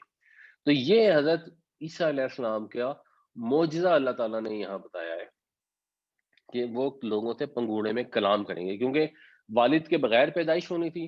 تو جب حضرت مریم علیہ السلام ان کو لے کر آئیں اور لوگوں نے سوال کیا کہ یہ بچہ کہاں سے آ گیا ہے، اس کا باپ کون ہے، تو پھر حضرت عیسیٰ علیہ السلام ماں کی گود میں جب تھے تو بولنا شروع ہو گئے اور انہوں نے لوگوں کو بتایا کہ میں اللہ کا بندہ ہوں اور اس کا نبی ہوں. تو یہ حضرت عیسیٰ علیہ السلام کا ایک معجزہ تھا. وَقَهْلًا، کہولت کہتے ہیں پختہ عمر کو، ادھیڑ عمری کو، اور ادھیڑ عمری میں بھی وہ لوگوں سے کلام کرے گا. اور یہ کیسے معجزہ ہے؟ یہ ایسے معجزہ ہے کہ حضرت عیسیٰ علیہ السلام تو 32 سال کی عمر میں ہی اللہ تعالیٰ کی طرف چلے گئے، یا 33 سال کی عمر میں، تو وہ تو ادھیڑ عمری کو پہنچے ہی نہیں. تو یہ معجزہ اس طرح ہے کہ جب حضرت عیسیٰ علیہ السلام دوبارہ تشریف لائیں گے اور پھر ادھیڑ عمری کے عالم میں لوگوں سے دوبارہ خطاب کریں گے، تو وہ خطاب بھی ایک معجزہ ہوگا، کیونکہ ایک انسان ہزاروں برس کے بعد دوبارہ آ کے اسی عمر میں شروع ہوگا، اور اس عمر میں پھر دنیا کے لحاظ سے اس کی عمر میں تغیر ہوگا، تو وہ دوبارہ کلام کرے گا. تو یہ مہد میں کلام کرنا بھی حضرت عیسیٰ علیہ السلام کا معجزہ ہے، یعنی پنگھوڑے میں. اور پختہ عمر میں کلام کرنا بھی حضرت عیسیٰ علیہ السلام کا معجزہ ہے. عام آدمی تو ظاہر سی بات ہے سارے ہی پختہ عمر میں کلام کرتے ہیں، اس سینس میں یہ معجزہ نہیں ہے، لیکن کیونکہ آپ دوبارہ تشریف لائیں گے اس لیے حضرت عیسیٰ علیہ السلام کو یہ بھی معجزہ دیا گیا. وَمِنَ الصَّالِحِينَ، اور وہ صالحین میں سے ہوگا. یہ پھر وہی والی بات ہے کہ یہ سارے کمالات ہوں گے، پنگوڑے میں سے بولنا شروع کر دیں گے، بات ولید کے بغیر پیدائش ہوگی، لیکن ہوں گے وہ صالح لوگوں میں سے، وہ خدا نہیں بن جائیں گے اس طرح کرنے سے. وَيُكَلِّمُ النَّاسَ فِي الْمَهْدِ وَكَهْلًا وَمِنَ الصَّالِحِينَ، اور وہ کلام کرے گا لوگوں سے پنگھوڑے میں، اور یا وہ کلام کرے گا لوگوں سے ماں کی گود میں یا گہوارے میں، اور ادھیڑ عمر ہو کر بھی، اور وہ صالحین میں سے ہوگا. اور رضوان صاحب یہ ایک آپ نے درمیان میں ایک ذکر کیا اپنے دعا کے بارے میں، تھوڑی سی وضاحت اس میں کر دیجیے گا کہ جو دعا کا طریقہ ہوگا، دعا کا طریقہ ہونا چاہیے، مطلب عربی میں ہم سجدے میں یا فرض نمازوں میں کس طرح سے اس کو اپنا ہم مان سکتے ہیں، یا کس طرح سے ہم، یہ کچھ تھوڑا سا اس میں ہے. وہ منع بھی کیا گیا کہ کوئی اور آپ نے نہیں، جو الفاظ ہیں ربی العالی، سبحان ربی العالی یا سبحان ربی، اس کے علاوہ آپ نے کوئی اور الفاظ نہیں کہنے. تو اس کا کوئی تھوڑی سی وضاحت کر دیں کہ یہ کس طریقے سے یہ دعا کی جا سکتی ہے نماز میں. دیکھیں جی، یہ کہیں منع نہیں کیا گیا کہ آپ نے سجدے میں اس کے علاوہ کوئی الفاظ نہیں کہنے. بنیادی طور پر یہ الفاظ کہنے ضروری ہیں، کیونکہ قرآن شریف میں اللہ تعالیٰ نے کہا کہ اپنے رب کی پاکی عظمت بیان کرو، جو عظیم ہے اس رب کی پاکی بیان کرو. تو ہم اس طرح قرآن شریف میں کہا گیا کہ پاکی بیان کرو اپنے رب کی جو اعلیٰ ہے. تو اللہ کے نبی صلی اللہ علیہ وسلم نے ہمیں سکھایا کہ ہم سجدے میں اس طرح سبحان ربی الاعلیٰ کہیں، اور رکوع میں سبحان ربی العظیم کہیں. لیکن یہ کہیں پر بھی منع نہیں کیا گیا کہ آپ اس کے علاوہ کچھ کہہ نہیں سکتے. اور احادیث میں بہت سارے اذکار ملتے ہیں، تو سجدے میں بھی دعا کی جا سکتی ہے، تشہد میں بیٹھ کے بھی دعا کی جا سکتی ہے، اور ایکچولی ہم دعا کرتے بھی ہیں جب ہم، یعنی جو ادب ہمیں سکھایا گیا ہے، ہم اللہ تعالیٰ کی بلندی بیان کرتے ہیں، اپنا اس کے حضور عاجزی بیان کرتے ہیں اتحیات کے اندر. اس کے بعد ہم نبی کریم صلی اللہ علیہ وسلم پر درود بھیجتے ہیں، اس کے بعد ہم دعا کرتے ہیں. یہ تو فکس دعا ہے جو ہم لازمی کرتے ہیں. ہم نے دعا ایک یاد کی ہوئی ہے، ربی جعلنی مقیم الصلاۃ، وہاں پہ کوئی سی بھی دعا کی جا سکتی ہے. اور ایک سے زیادہ دعائیں کی جا سکتی ہیں اور کرنی چاہیے. صرف پرابلم یہ پیدا ہو جاتی ہے کہ ہم جب عربی میں دعا کریں، کیونکہ نماز ہوتی ہے عربی میں، تو صحیح طریقہ تو یہ کہ عربی میں دعا کی جائے. لیکن کچھ علماء کا خیال ہے کہ اس موقع پہ آپ اردو میں بھی دعا کر سکتے ہیں. مجھے پرسنلی یہ چیز اپیل نہیں کرتی کہ ہم نماز کے اندر اردو میں دعائیں کرنی شروع کر دیں. بہرحال کچھ علماء اس کو جائز قرار دیتے ہیں. اور عربی میں بھی اگر آپ دعائیں کریں گے تو مثال کے طور پہ حضرت موسیٰ علیہ السلام کی دعا ہے رب اشرح لی صدری ویسر لی امری، کہ اللہ میرا معاملہ آسان فرما دے. اب یہ ویسر لی امری بندہ دعا کرے اور دل کے اندر جو بھی اس کی حاجت ہے اس کو ذہن میں رکھے تو وہ دعا اس کی ہو جائے گی. تو بے شمار دعائیں ہیں آخرت کے لیے، جتنی دعائیں ہیں ربنا آتنا فی الدنیا حسنۃ وفی الآخرۃ حسنۃ وقنا عذاب النار، دنیا کی بھی بھلائی آخرت کی بھی بھلائی، یہ دعا اکثر لوگوں کو آتی ہے، یہ مانگی جا سکتی ہے. قرآن کی بہت سی دعائیں، حدیث کی بہت سی دعائیں، اور جیسا میں نے عرض کیا کہ کچھ علماء کے لحاظ سے آپ اردو میں دعائیں کر سکتے ہیں. تو صحیح موقع ہوتا ہے سلام پھیرنے سے پہلے دعا کرنے کا، اور سجدے میں بھی دعا کر سکتے ہیں، اور اللہ کے نبی صلی اللہ علیہ وسلم سجدے میں دعائیں کیا کرتے تھے. اب پرابلم ہے فرض نماز میں دعا کرنے کی. تو دیکھیں فرض نماز تو ہوتی ہے جماعت کے ساتھ، جماعت جو ہے وہ نسبتاً مختصر ہونی چاہیے، کیونکہ اگر تو آپ پیچھے قاری ہیں تو پھر تو یعنی امام نہیں ہیں، آپ پیچھے مقتدی ہیں، پھر تو ظاہر سی بات ہے آپ اپنی نماز اپنی مرضی سے نہیں پڑھ سکتے نا، آپ نے امام صاحب کو فالو کرنا ہے. اور اگر امام ہے اور آپ نماز کے اندر لمبی لمبی دعائیں کرنی شروع کر دیں گے تو جو پیچھے والے ہیں ان میں کوئی کمزور بھی ہوں گے، بوڑھے بھی ہوں گے، ضعیف بھی ہوں گے، تو وہ آپ کو وہ فرض نماز اس طرح دعاؤں کی جگہ نہیں ہے. جتنی جگہ ہو اتنی کر لیں، جیسے مثلا ربی جانلی کا ہم پڑھتے ہیں نا، وہ پڑھ لیں، کوئی اور پڑھ لیں. لیکن نفل نمازوں کے اندر خاص طور پہ تہجد کے اندر تو نبی کریم صلی اللہ علیہ وسلم تلاوت کرتے تھے، آپ تلاوت فرماتے تھے. جہاں پہ کوئی عذاب والی آیت آتی تھی تو آپ گڑ گڑا کے اللہ تعالیٰ سے اپنی امت کے لیے اس عذاب سے معافی مانگتے تھے. جہاں کوئی انعامات کی آتی تھی، جنت کی آیت آتی تھی، تو آپ اللہ تعالیٰ سے جنت کے لیے دعائیں کرتے تھے. تو یہ تو حضرت محمد صلی اللہ علیہ وسلم کی سیرت سے ثابت ہے کہ آپ قیام کے دوران بھی نماز دعا کرتے تھے، رکوع میں بھی دعائیں ہوتی ہیں، سجدے میں بھی دعائیں ہوتی ہیں، بیٹھ کے بھی دعائیں ہوتی ہیں، اسلام پھیرنے سے پہلے بھی دعائیں ہوتی ہیں. وہ تو دعا ہمیں طریقہ سکھایا گیا کہ وہاں تو کرنی ہی کرنی ہے. تو اس لیے یہ کہیں منع نہیں کیا گیا. میرے خیال ہے کوئی کنفیوژن ہے. میں آپ سے پوچھنا چاہ رہی ہوں کہ ابھی میرے 2 سوالوں سے پہلے انہوں نے کہا تھا سجدے میں کوئی بھی دعا، جبکہ کہا جاتا ہے قرآنی آیات سجدے میں نہیں پڑھی جا سکتی، سبحان ربی جلال اور سبحان ربی جل عظیم کے علاوہ. دیکھیں جی، سجدے میں کوئی بھی دعا مانگی جا سکتی ہے. ویسے جو بات بیان کی جاتی ہے نا وہ یہ ہے کہ سجدے میں قرآن پڑھا نہیں جاتا. قرآن جو نماز میں جب آپ نے اسپیسیفکلی قرآن پڑھنا ہے وہ آپ قیام میں پڑھتے ہیں الحمد شریف کے بعد. سجدے میں جا کے آپ تلاوت کرنی شروع کرتے ہیں، وہ صحیح طریقہ نہیں ہے. لیکن کوئی دعا مانگنی چاہے وہ قرآنی دعا بھی ہو اس میں حرج نہیں ہے.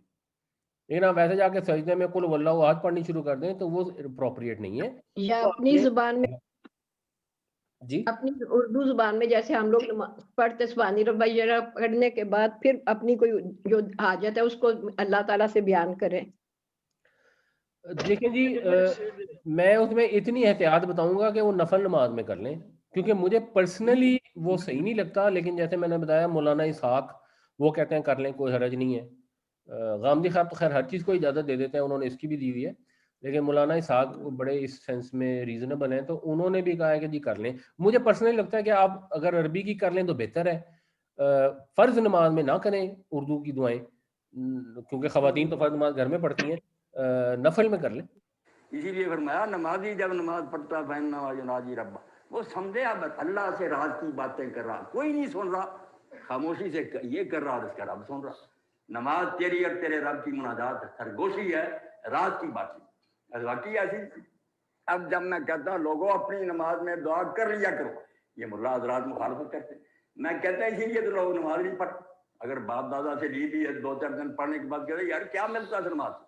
اگر ان کو تم اجازت دو کہ 7 موقع پر حضور نے نماز کے اندر اندر دعا کی، رک جاتے تھے اپنے رب سے مانگتے، شروع کرتے دعا استفتاح کے موقع پر فاتحہ پھر پڑھتے تھے، پہلے دعائیں اللہ باعث بین، یہ دو وہ بھی نمونہ ہے کہ ہمیں دے دیا کہ یہ حضور نے پڑھی، ورنہ اس پر بندش نہیں. آپ جو جی چاہے دعا کرتے. رکوع کو جانے سے پہلے رکوع میں، رکوع سے سیدھے کر ادھر ذکر بھی تھے، 7 دعائیں جس سے نماز میں جان تھی. اسی لیے صحابہ سے کوئی کہتا نا مجھے کوئی کام ہے، فرماتے یار فرض نماز تک رہنے دے، جب فرض نماز پڑھے گا اس کے سجدے میں ابتایا اس میں رونا، پھر دیکھنا کہ اللہ مانتا ہے. اور یہ ہم بھی بھلا کرے اللہ. امام ابن حزم کا ابو حنیفہ رحمہ اللہ کا دین کی وہ آیت بتاؤ جہاں آتا کہ دعا عربی میں ہونی چاہیے. قرآن عربی میں صرف پڑھنے کا حکم ہے، سورہ فاتحہ سورۃ پڑھو قرآن عربی میں. باقی کہاں ہے کہ کسی چیز پر پابندی؟ اپنی زبانوں میں تم رو پنجابی میں نظم میں اتنا سجدے میں سر رکھ رو کہ واقعی رونا آ جائے، اللہ سن لے گا بندے کی. تو ایسی نماز آپ پڑھنی شروع کریں، رکھتے بے شک تھوڑی بھی کر، کوانٹٹی کی اتنی ضرورت نہیں، کوالٹی والی کہ جو پڑھے مزے سے پڑھے. آپ باتیں کر رہے ہیں اللہ سن رہا. جزاک اللہ خیر. السلام علیکم. جی وعلیکم السلام. میرا نام ڈاکٹر ضیاء ارشد ہے. میرے سوال تھوڑے سے آج کے درس سے ذرا ہٹ کے ہیں. پہلا سوال تو یہ ہے کہ یہ جب وحی آنا شروع ہوئی تو ایک سورت کمپلیٹ ہوتی تھی اور پھر دوسری سورت شروع ہوتی تھی، یا مختلف وحیوں کو مختلف صورتوں میں ارینج کر دیا گیا؟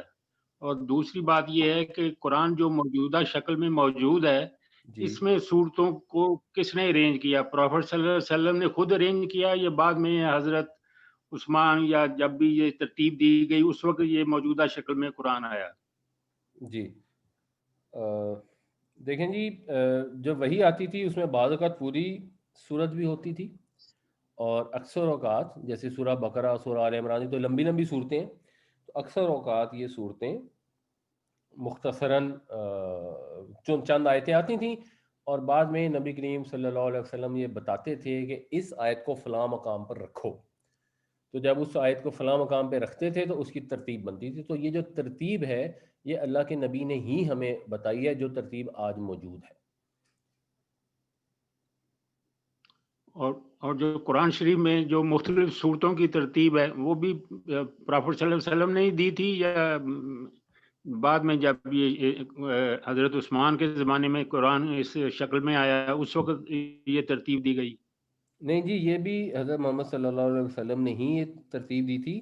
حضرت عثمان رضی اللہ عنہ نے تو صرف قرآن کو جسے ہم کہتے ہیں نا جمع کیا، وہ جمع کیا اس سینس میں کہ اس کو کتابی شکل میں ایک ٹیکسٹ کے اوپر جمع کر دیا. یعنی ہوا یوں کہ قرآن شریف تو یاد تھا لوگوں کو، اور حضور کی زندگی میں ہی قرآن کے حافظ تھے، اور نبی کریم صلی اللہ علیہ وسلم ہر رمضان میں اس کا دورہ کیا کرتے تھے. جتنا قرآن نازل ہوا گیا تھا اس کو ترتیب سے ہی آپ دہرایا کرتے تھے، اور سینکڑوں کی تعداد میں تھے جن کو قرآن شروع سے لے کے آخر تک یاد تھا.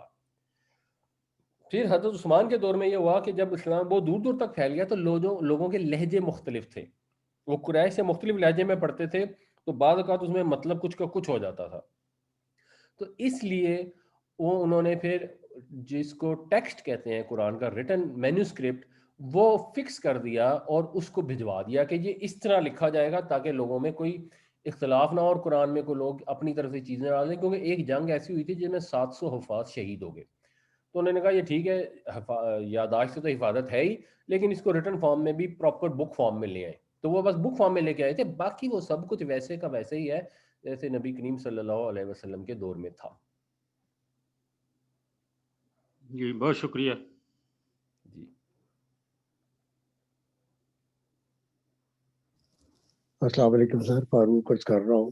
جی وعلیکم سر السلام. آپ نے بہت اچھا ایکسپلین کیا، کوئی سوال تو نہیں میں کہہ سکتا، ذرا مزید وضاحت چاہیے. جی جی اللہ تعالیٰ نے جو مخلوق بنائی ہے ہر ایک کی آئی کوئی ڈفرینٹ ہے، level of understanding comprehension different ہے. پھر اللہ تعالیٰ نے اتنا کچھ بنایا، زمین و آسمان بنایا، انسان کی اپنی پیدائش ہے، ہر چیز وہی جانا ہے. پھر یہ بار بار کس لیول پہ اللہ تعالیٰ نے مختلف سٹیجز میں یہ اپنے موجے دکھائیں گے. حضرت عیسیٰ علیہ السلام کی پیدائش ہے، تو یہ اگر اللہ میاں کو سب کچھ پتہ ہی ہے، لیول اس نے خود دیا، اس لیول سے ہماری جزا اور سزا ہونی ہے. تو اس کی مطلب کیوں، مطلب ذرا اس پہ ذرا فردر ذرا کلیریفیکیشن چاہیے. دیکھیں یہ جو انبیاء کے ساتھ معجزے آتے ہیں نا، وہ معجزے اس لیے آتے ہیں تاکہ لوگوں کو پکا پتہ لگ جائے کہ یہ اللہ کے نبی ہیں.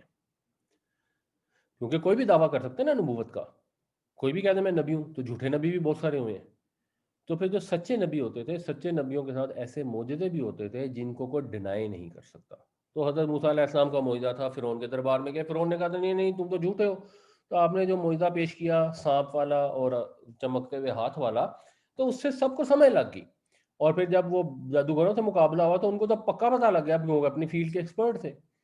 اسی طرح حضرت عیسیٰ علیہ السلام کے دور میں جو حضرت عیسیٰ کے معجزے تھے وہ اس سے سب کو سمجھ آ جاتی تھی. پھر ڈھیٹ بندے کوئی انکار کرتا تھا، باقی تو آپشن نہیں رہ جاتی تھی. اسی طرح نبی کریم صلی اللہ علیہ وسلم کے ساتھ قرآن شریف کا معجزہ آیا، اور عرب لٹریچر میں بہت ایکسپرٹ تھے، تو قرآن سنتے ہی ان کو سمجھ لگ جاتی تھی کہ یہ اللہ کا کلام ہے. تو معجزے اللہ تعالیٰ اس طرح اس لیے عطا فرماتے تھے کہ لوگوں میں کلیئرٹی ہو جائے کہ ہاں یہ سچے نبی ہیں. تو بات صحیح ہے. اب ہوا یہ کہ جو سب سے بڑا دین ہے اس کو دنیا میں وہ عیسائیت ہے. جی ہاں، یہ معجزہ آیا، اس سے انہوں نے اس کو بالکل ہی چینج کر دیا. ایک تو ان کو بیٹا بنا دیا، دوسرا انہوں نے اتنا زیادہ چینج کیا کہ خود لوگ اس سے آگے پیچھے ہو گئے، کرسچن زیادہ ایتھیسٹ ہو گئے. ٹھیک ہے. تو یہ مطلب وہ کہہ رہے ہیں اس معجزے سے تو مطلب کیا انسانیت کو اس میں تو ڈویژن نہیں ہوگی. نہیں دیکھیں، وہ تو جو بھی معجزہ آتا، یہ آتا یا کوئی اور آتا یا نہ بھی آتا، یعنی اس سے پہلے انبیاء میں یہ معجزہ تو نہیں تھا، لیکن اس سے پہلے بھی لوگ ٹرانسگریس کر گئے، سیدھے راستے سے ہٹ گئے. وہ تو شیطان انسان کو غلط راستے پہ چلاتا ہے اور اس کے پیچھے چل پڑتا ہے. ہمارے پاس تو یہ والا معجزہ نہیں ہے، ہمارے پاس تو قرآن شریف کا معجزہ ہے. تو اب آپ دیکھ لیں لوگ اس معجزے کو بھی فائدہ نہیں اٹھاتے، اور اس کی بجائے جا کے کہیں قبروں سے مانگنا شروع کر دیتے ہیں، یا اپنے جھوٹے سفارشی ازیوم کر لیتے ہیں کہ جو ہمیں جا کے بچا لیں گے تاکہ ہم گناہ کر سکیں. تو لوگوں میں اصل میں پرابلم یہ ہوتی ہے کہ انسان غلط کام کرنے کے بعد اس کو جسٹیفائی کرنا چاہتا ہے اور اپنے آپ کو تسلی دینا چاہتا ہے کہ میں کام تو غلط کر رہا ہوں لیکن میں جہنم میں نہیں جاؤں گا، میں بچ جاؤں گا. وہ بچنے کے لیے پھر اس کے لیے چیزیں تراشتا ہے. وہ حضرت عیسیٰ علیہ السلام اگر بن باپ کے نہ بھی پیدا ہوتے تو ان کے ماننے والوں نے جب یہ کام کرنا تھا وہ پھر بھی ان کو خدا بنا سکتے تھے. ابھی بھی ہمارے یہاں بھی لوگوں نے فرشتوں کو جنہوں نے خدا بنا لیا، مشرکین نے اللہ کی بیٹیاں بنا لیا. ہمارے ہاں بھی لوگوں نے کہا کہ اللہ کے نبی صلی اللہ علیہ وسلم چلو خدا تو نہیں ہے لیکن ہمیں خدا سے بچا لیں گے. آپ نے نعتیں سنی ہوں گی، خدا کا پکڑا بچائے محمد، محمد کا پکڑا کوئی بچا نہیں سکتا. ابھی اس کا کیا مطلب ہے؟ یعنی یہ تو شرک سے بھی بڑھ گئی ایک چیز ہے. تو یہ کیوں ہے؟ یہ اس لیے ہے کہ لوگ کہتے ہیں ہم کام غلط کریں وہاں جا کے ہمیں نہ پکڑا نہ جائے. تو اپنے دل کو تسلی دینے کے لیے انسان یہاں سے شروع ہوتا ہے، اپنے بزرگوں کو وہ خدائی صفات آہستہ آہستہ ڈالنی شروع کرتا ہے، ان سے مددیں مانگنی، ان سے دعائیں کرنی، ان کے چڑھاوے چڑھانے شروع کرتا ہے، اور ایونچولی شرک میں شامل ہو جاتا ہے. یہ اس معجزے کی وجہ سے نہیں ہوا. جب یہ معجزہ نہیں بھی تھا تب بھی لوگوں نے خدا بنایا اللہ کے برگزیدہ بندوں کو، اور آج بھی بناتے ہیں. یہ معجزہ تو صرف ایک ہی ہوا نا، خدا تو لوگوں نے بہتوں کو بنایا ہوا ہے. جزاک اللہ خیر.